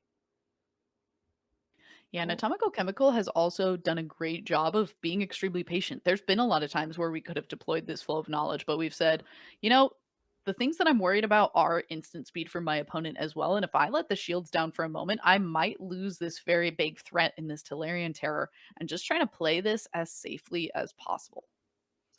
yes, we see Oh Wandering no. Emperor coming down and Chemical saying, oops, like, oh, but just gonna make a 2/2 here. So it looks like going to just chump block with a 2/2 samurai off of the Wandering Emperor, not going to try to exile the Tolarian Terror. What And are you as a result, this Tolarian terror is chilling in play. We have some ways to draw some cards for Atomicalalchemical, and it looks like we're gonna start to do exactly that. Thirst for Discovery, also a wonderful card, allows you to discard extra lands, though sometimes I'm surprised just how many lands this mono blue deck wants to have in play for itself. Here we see a second copy of Haughty Jin drawn off of that Thirst for Discovery. Lauren gonna say, all right, let's keep drawing cards. That swamp in hand doesn't go well with my laydown Ooh. arms. Ossification is a draw. Now that is a low cost, but can be highly effective against this Solarian terror if it resolves. Is May gonna risk it here? Is it time to just start pushing answers out onto the battlefield for the Solarian terror being at 10 life? Yeah, we're at 10. That's two hits from Tolarian Terror, a lot of cards in hand for Atomicalalchemical, a lot of ways to get card selection, so we can't reliably expect just one creature on the field for us to keep us safe. And as a result of this ossification coming into play, Impulse is going to try and do some selection to keep this Tolarian Terror safe for Atomicalalchemical. Impulse does get to look at the top 4 and finds a negate. Now that will take up the last 2. Oh, is Oh. going to choose to not do that as the ossification will resolve, and it's on resolution that it picks a target. So ossification will target the Tolarian terror, and uh that has been neutralized. So the Tolarian terror has been ossificated. Ossified?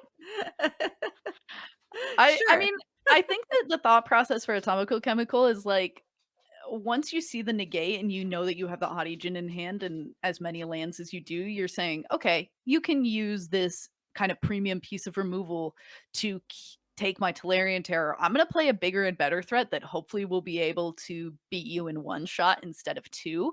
And I'm going to just try and have as many pieces to protect it as possible. And this negate is a part of that. Yes, and we see Lauren going to get into the red zone and connect. So Atomicalalchemical to 16.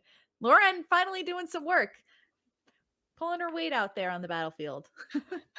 She really is, honestly, and again, in a lot of matchups, is one of the most important cards, so not surprising to see just how potent that card can be, and even in a place where I chucked it up to not really be that important, and honestly, how unpresumptuous it looks might be a part of the reason that it's been able to kinda chill on the field this long, but now we gotta turn the page a little bit. We've really got to see if we can get this Hottie Jin off the field.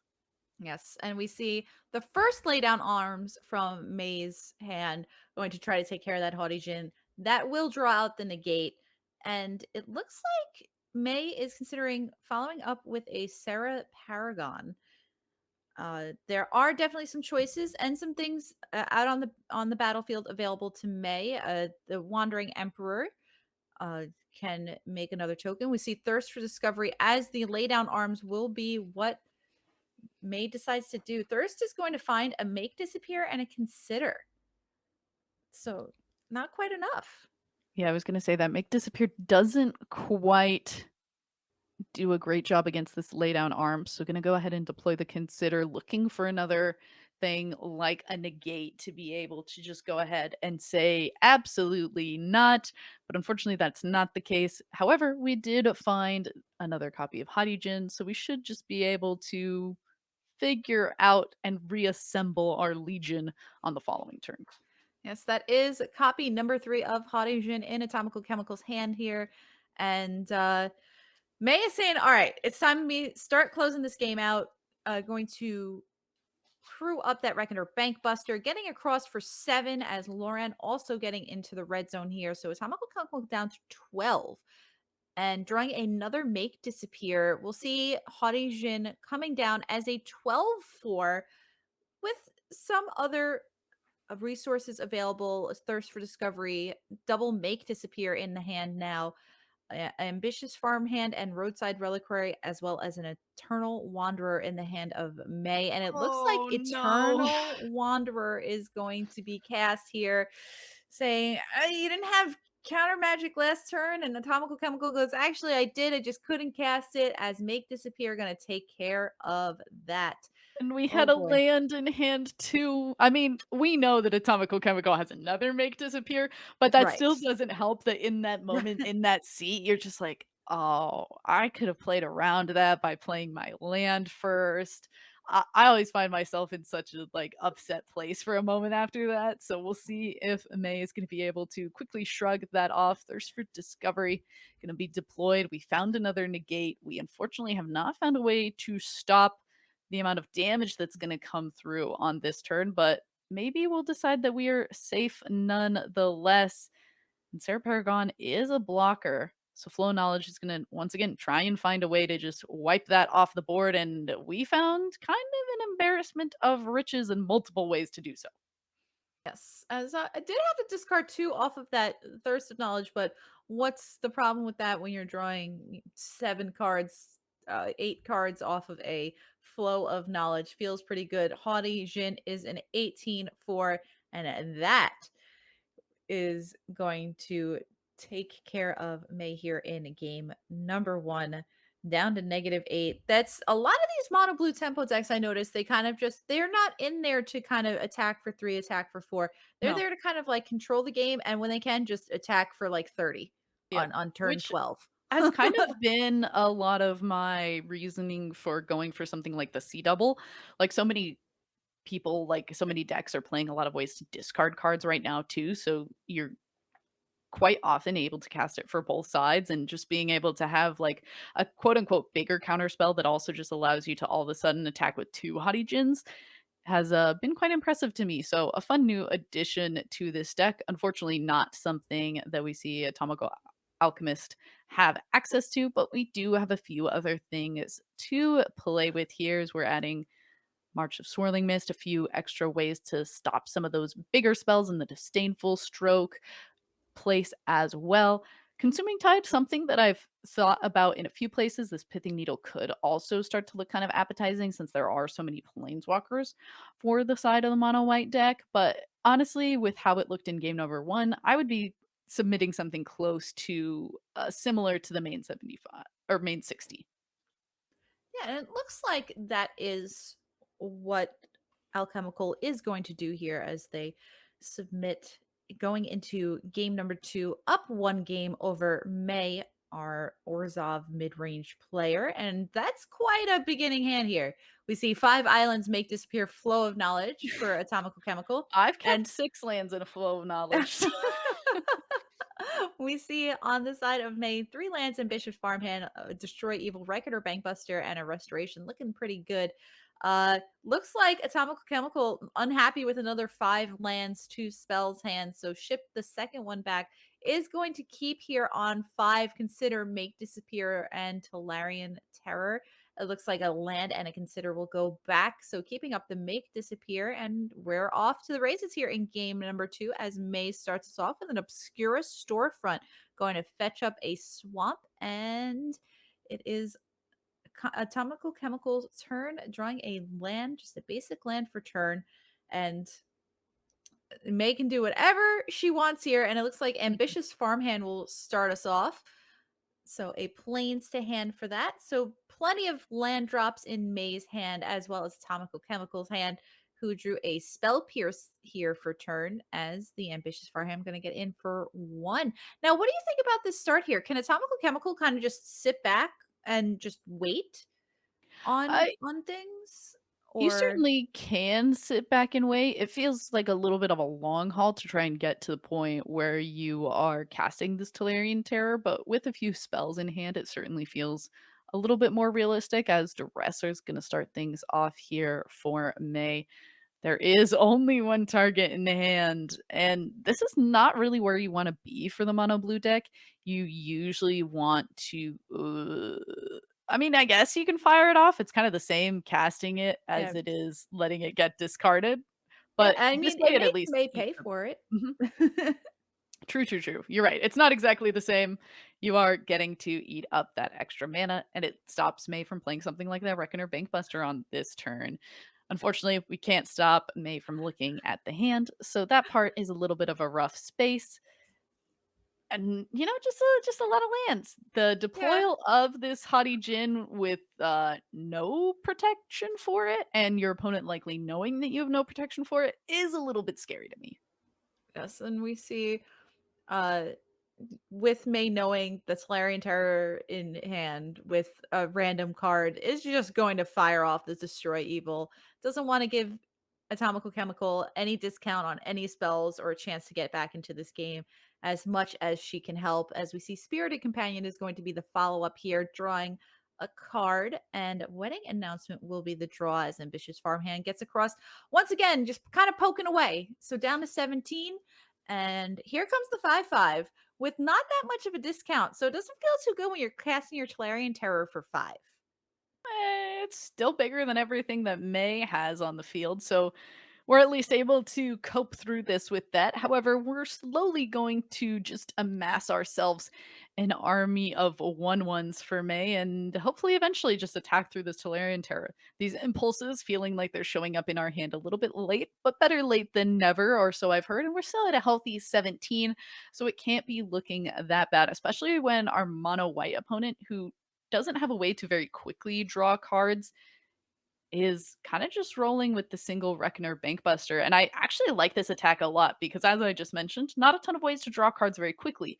This Reckoner Bankbuster does have a way for this mono white deck to refill the hand, but if you want to try and just trade with this Tolarian Terror, it is going to cost you some of that card selection. So I like that attack and saying you're not going to be able to get through for that much, and I'm just going to kind of press the moment here. Yes, and every time May is now attacking for 2, so this means when Wedding Announcement ticks up at the end of this turn, May will draw a card rather than make another 1/1. So at this point, because Solarian Terror is going to be attacking, do you like this play of attacking with specifically 2 creatures and not having uh another chump blocker out on the battlefield? I think so. I think I'm kind of a big fan of, once again, the knowledge that this mono blue deck is not going to be very good at picking up a ton more cards. Like they kind of have this like snowball factor to them.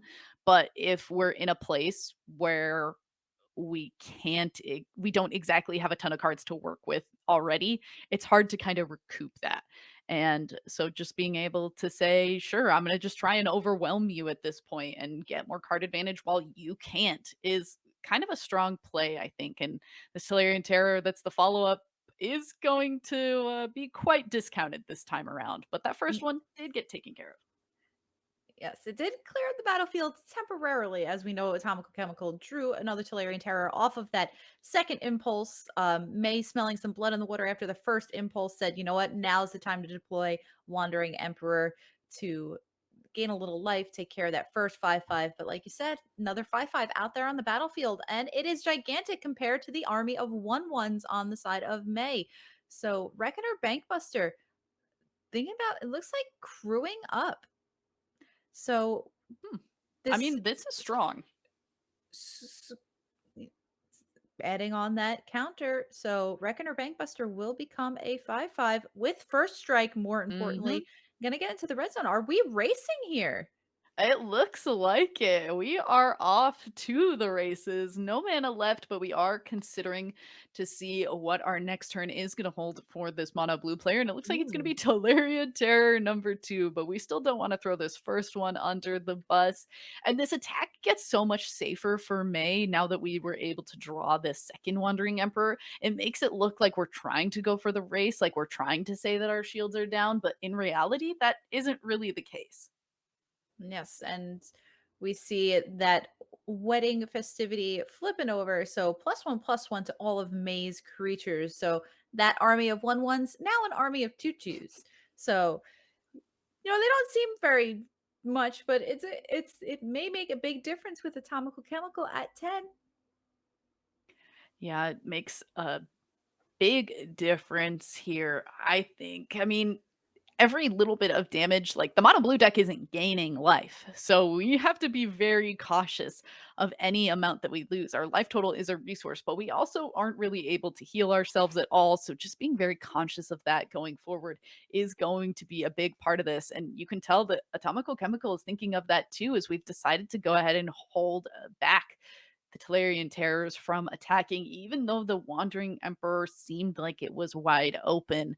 And now, once again, these lay down arms, we're almost at 7 planes to be able to Yeah, take care almost. of a Talarian terror. We could technically lay down arms with it on the stack, sacrifice. Well, okay, never mind. The Field of Ruin has no targets because our opponent. Okay, normally I'm like, we could do this kind of fun thing, but we actually can't do this kind of fun thing. Yeah, we see ambitious farmhand here going to receive the first striking +1/+1 from the Wandering Emperor. So getting in as a 3/3. And I can only wonder if Atomical Chemical is going, what's going on here? I would be. I mean, it doesn't look like there's anything for May to do from my side of the board. Even just playing the second Wandering Emperor gets only one extra counter to it. But hey, the mind games, they've commenced. Right. And we'll see the ambitious farmhand Oh, is going to fair. flip. Okay. We sussed it out. Chemical did a whole lot faster than I did.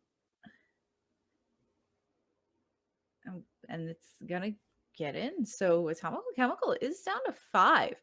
Does have the answer in hand for the second Wandering Emperor in Disdainful Stroke, but doesn't have the answer for Maze Battlefield, which is the more important part. So we are going to go to a game number 3 here. Very exciting between these two players. What a way to kick off week number 1 of season 10. So much is on the line this season. Again, it's the final 8 spots in the VML championships that will be happening later this year.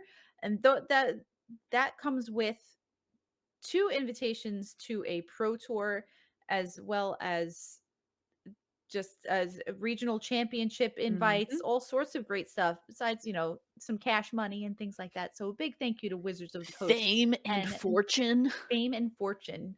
Heck yeah. We'll definitely be bragging tweeting rights. you, tweeting about you on the VML Twitter at VMLMTG. So y'all better be following us. VMLMTG here on Twitch and Twitter and all of that good stuff as our players are boarding here for game number 3. And again, it is week 1, so it definitely feels good to start your season off with a win, but we have definitely had plenty of players take down seasons after losing week number 1. Even we've had players start 0-2 and win out. So, Yeah, you're not out of it till you're out. actually the last season that Arya Karam Chanzani won, I played against her in round 1. I beat her, and then she didn't lose again for the rest of the season. Put it out there. That's like my claim to fame, all right?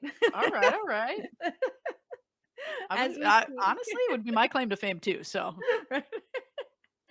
We'll see, both of our players ready and raring to go here. Nobody's making any moves quite yet.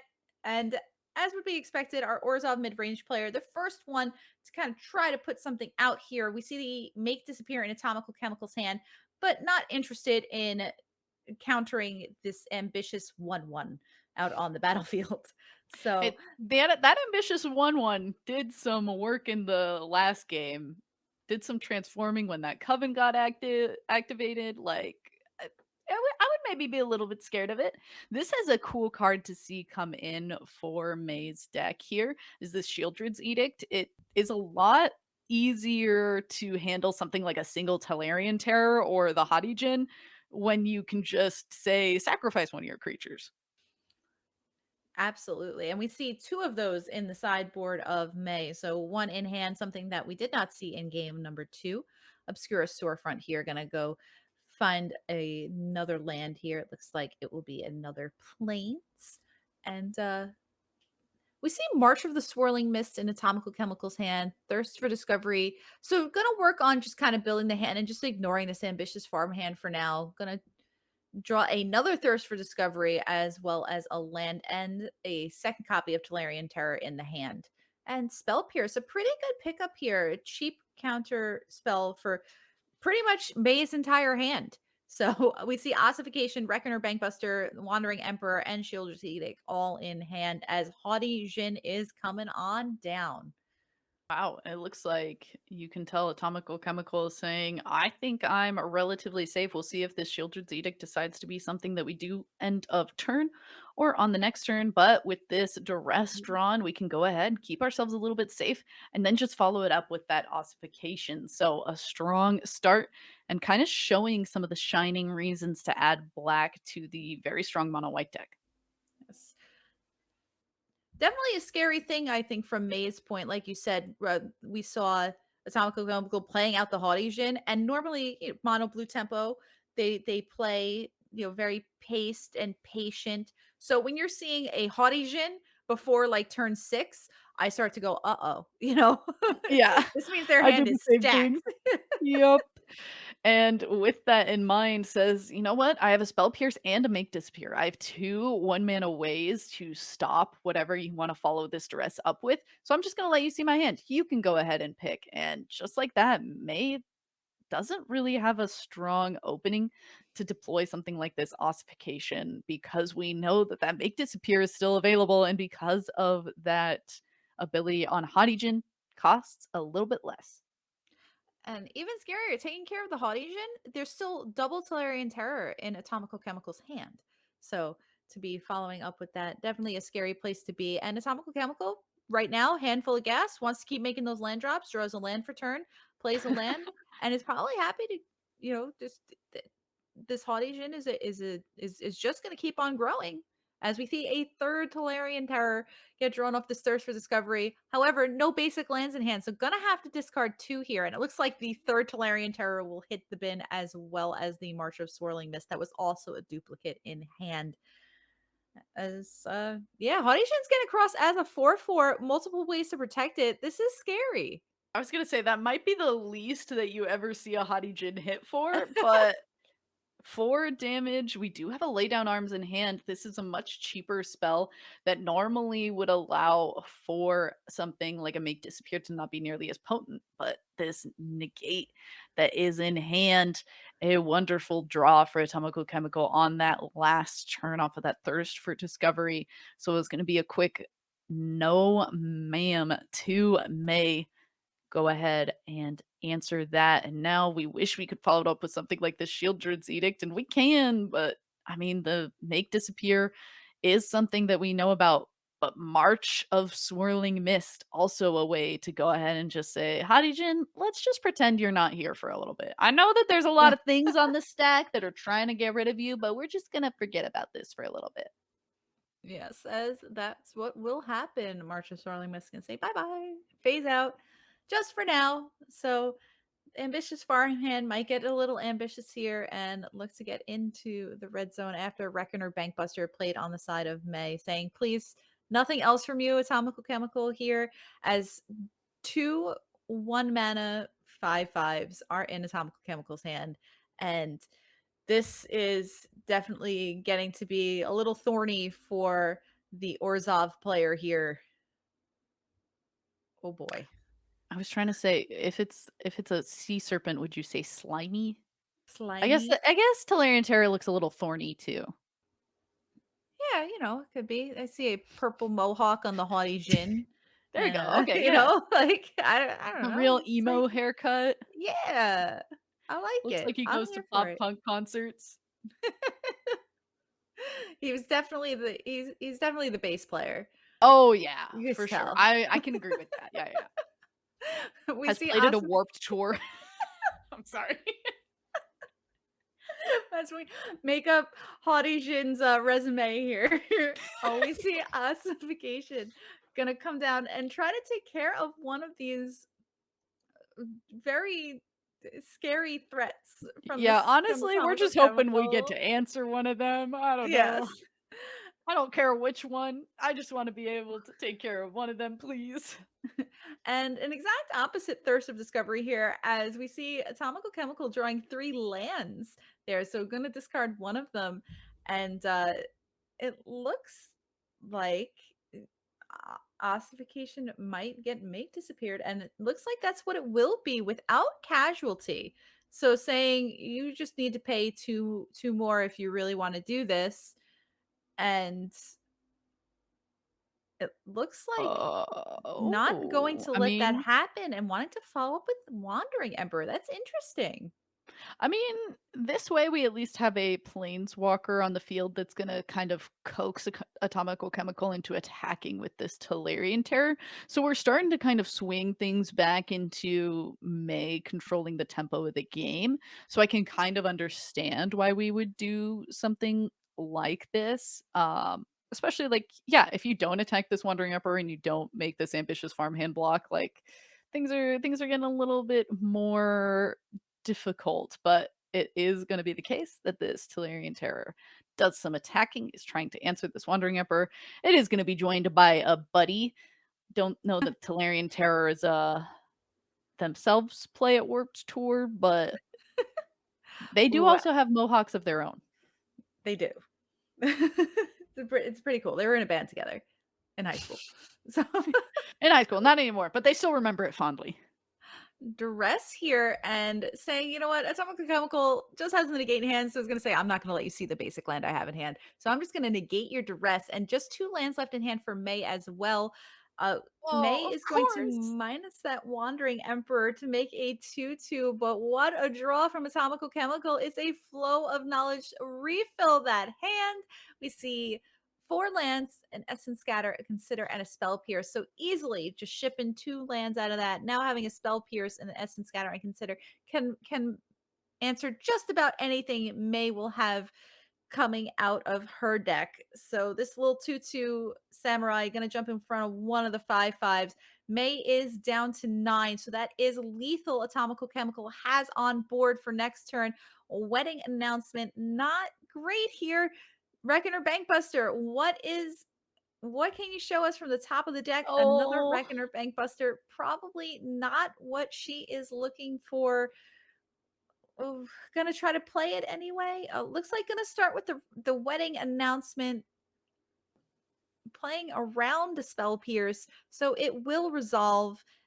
Followed up by Reckoner Bankbuster. This, however, will draw out the Spell Pierce, unable to pay for that. So second Reckoner Bankbuster to the graveyard. Consider, gonna find a disdainful stroke, and again, Atomical Chemical seems to have all of their bases covered here. Any thoughts on what May can do to get back into this? I kind of was thinking that on the last turn. I was like, okay, if we draw Wandering Emperor, we have a land, we can give ourselves a way to pay for the Spell Pierce, but we can only destroy one Tolarian Terror, and Hmm. we can't answer the second one. And with how much life we had, we needed to have that be on the last turn, and now it's on this turn. And Destroy Evil does answer one of them, but we're not able to do a whole lot more. Thankfully, our friend Reckoner Bankbuster and Wedding Announcement able to make 2/1/1s. So some blockers are to be had here, at least to kind of hold down the fort on the ground,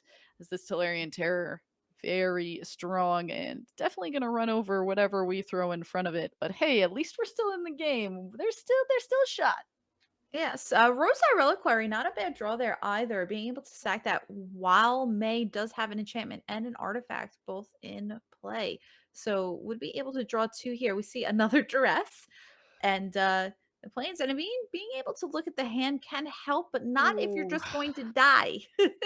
Yeah, the 2 planes to follow everything up, adding insult to injury here. Our friend Reckoner Bankbuster was nice to generate us a 1/1 to block with earlier, but now does not do a whole lot more for us in the way of finding a way to dig us out of this game.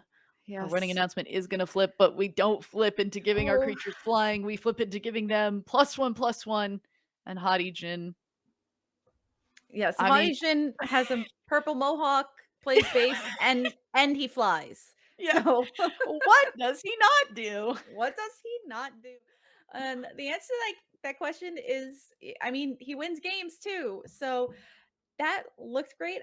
Good games to both of our players, both May and Alchemical. But Alchemical going to take that down on mono blue tempo. Who needs new cards? The ones I have are perfectly fine. Thank you. Yeah, it certainly feels good to be playing something like that deck into a deck that doesn't have a 2 mana 3/2. Like, things get a whole lot easier when you can kind of when your draw go is what exactly you want to be doing and your opponent tries to do it, but it's hard to do it much better than a mono blue deck. Yes, absolutely is. But a big thank you to our players for giving us a very exciting week one here, season Phenomenal number week 10. 1. Unbelievable. Such great gameplay, such entertaining decks. People say, people tend to like poo poo standard, and it's just so healthy and wonderful. And we love seeing week to week all the different amazing decks that our players bring. 128 of them, by the way, this season. So quite quite a bit of action going on. A big thank you once again to our sponsors, Wizards of the Coast, GLHF. Y'all are great. A big thank you to our admin team for organizing everything. A big thank you to our caster team behind the scenes, Misha helping out. We've got our all of our players are amazing. Our viewers for tuning in here, week number 1, and a big thank you to my co-caster Beky. You want to give some shout outs? To you for being amazing. I've missed you. I I have. missed you so much. I'm so happy to be back. I'm glad that VML double digits. That's a big thing for us. It's so cool to see how far this has come. It wouldn't have been possible without everybody who's either watching or playing in this season. So a big thank you to all of those people, and I'm very excited for what the weeks further down the road are going to bring. Yes, and as always, the biggest thank you to the lovely lady behind the curtain, Phoebe. We wouldn't be where we are without you. And just Phoebe signed on in season 1, and it's season 10, and she is just incredible. Just absolutely, just always is able to right the ship. Is just so good at what she does. I cannot speak highly enough about her, and I adore her, and I want to keep her forever. If I could jump in and be audible here for a second. Um, when you said you didn't know where you'd be without me, I think the answer is kind of you'd be right there, but you wouldn't be video broadcast right now. Right? I'm And pretty nobody would sure able I to don't see have that me. kind of influence. Let's be honest. Let's be completely fair here. I would be sitting here talking to myself and like And watching, Becky. watching. Yes, Yeah. I guess okay. Me and Becky would be here talking to each other and just like covering matches together and talking about purple mohawks and Gabba Gabba I'd be and saying a lot more things about kick Hadi it. Jin. Yeah. Okay. It's been I'm a gonna great Oh, have to week. Thank find you all some for Beastie dealing with Boys to us. play next week. yes, kick it.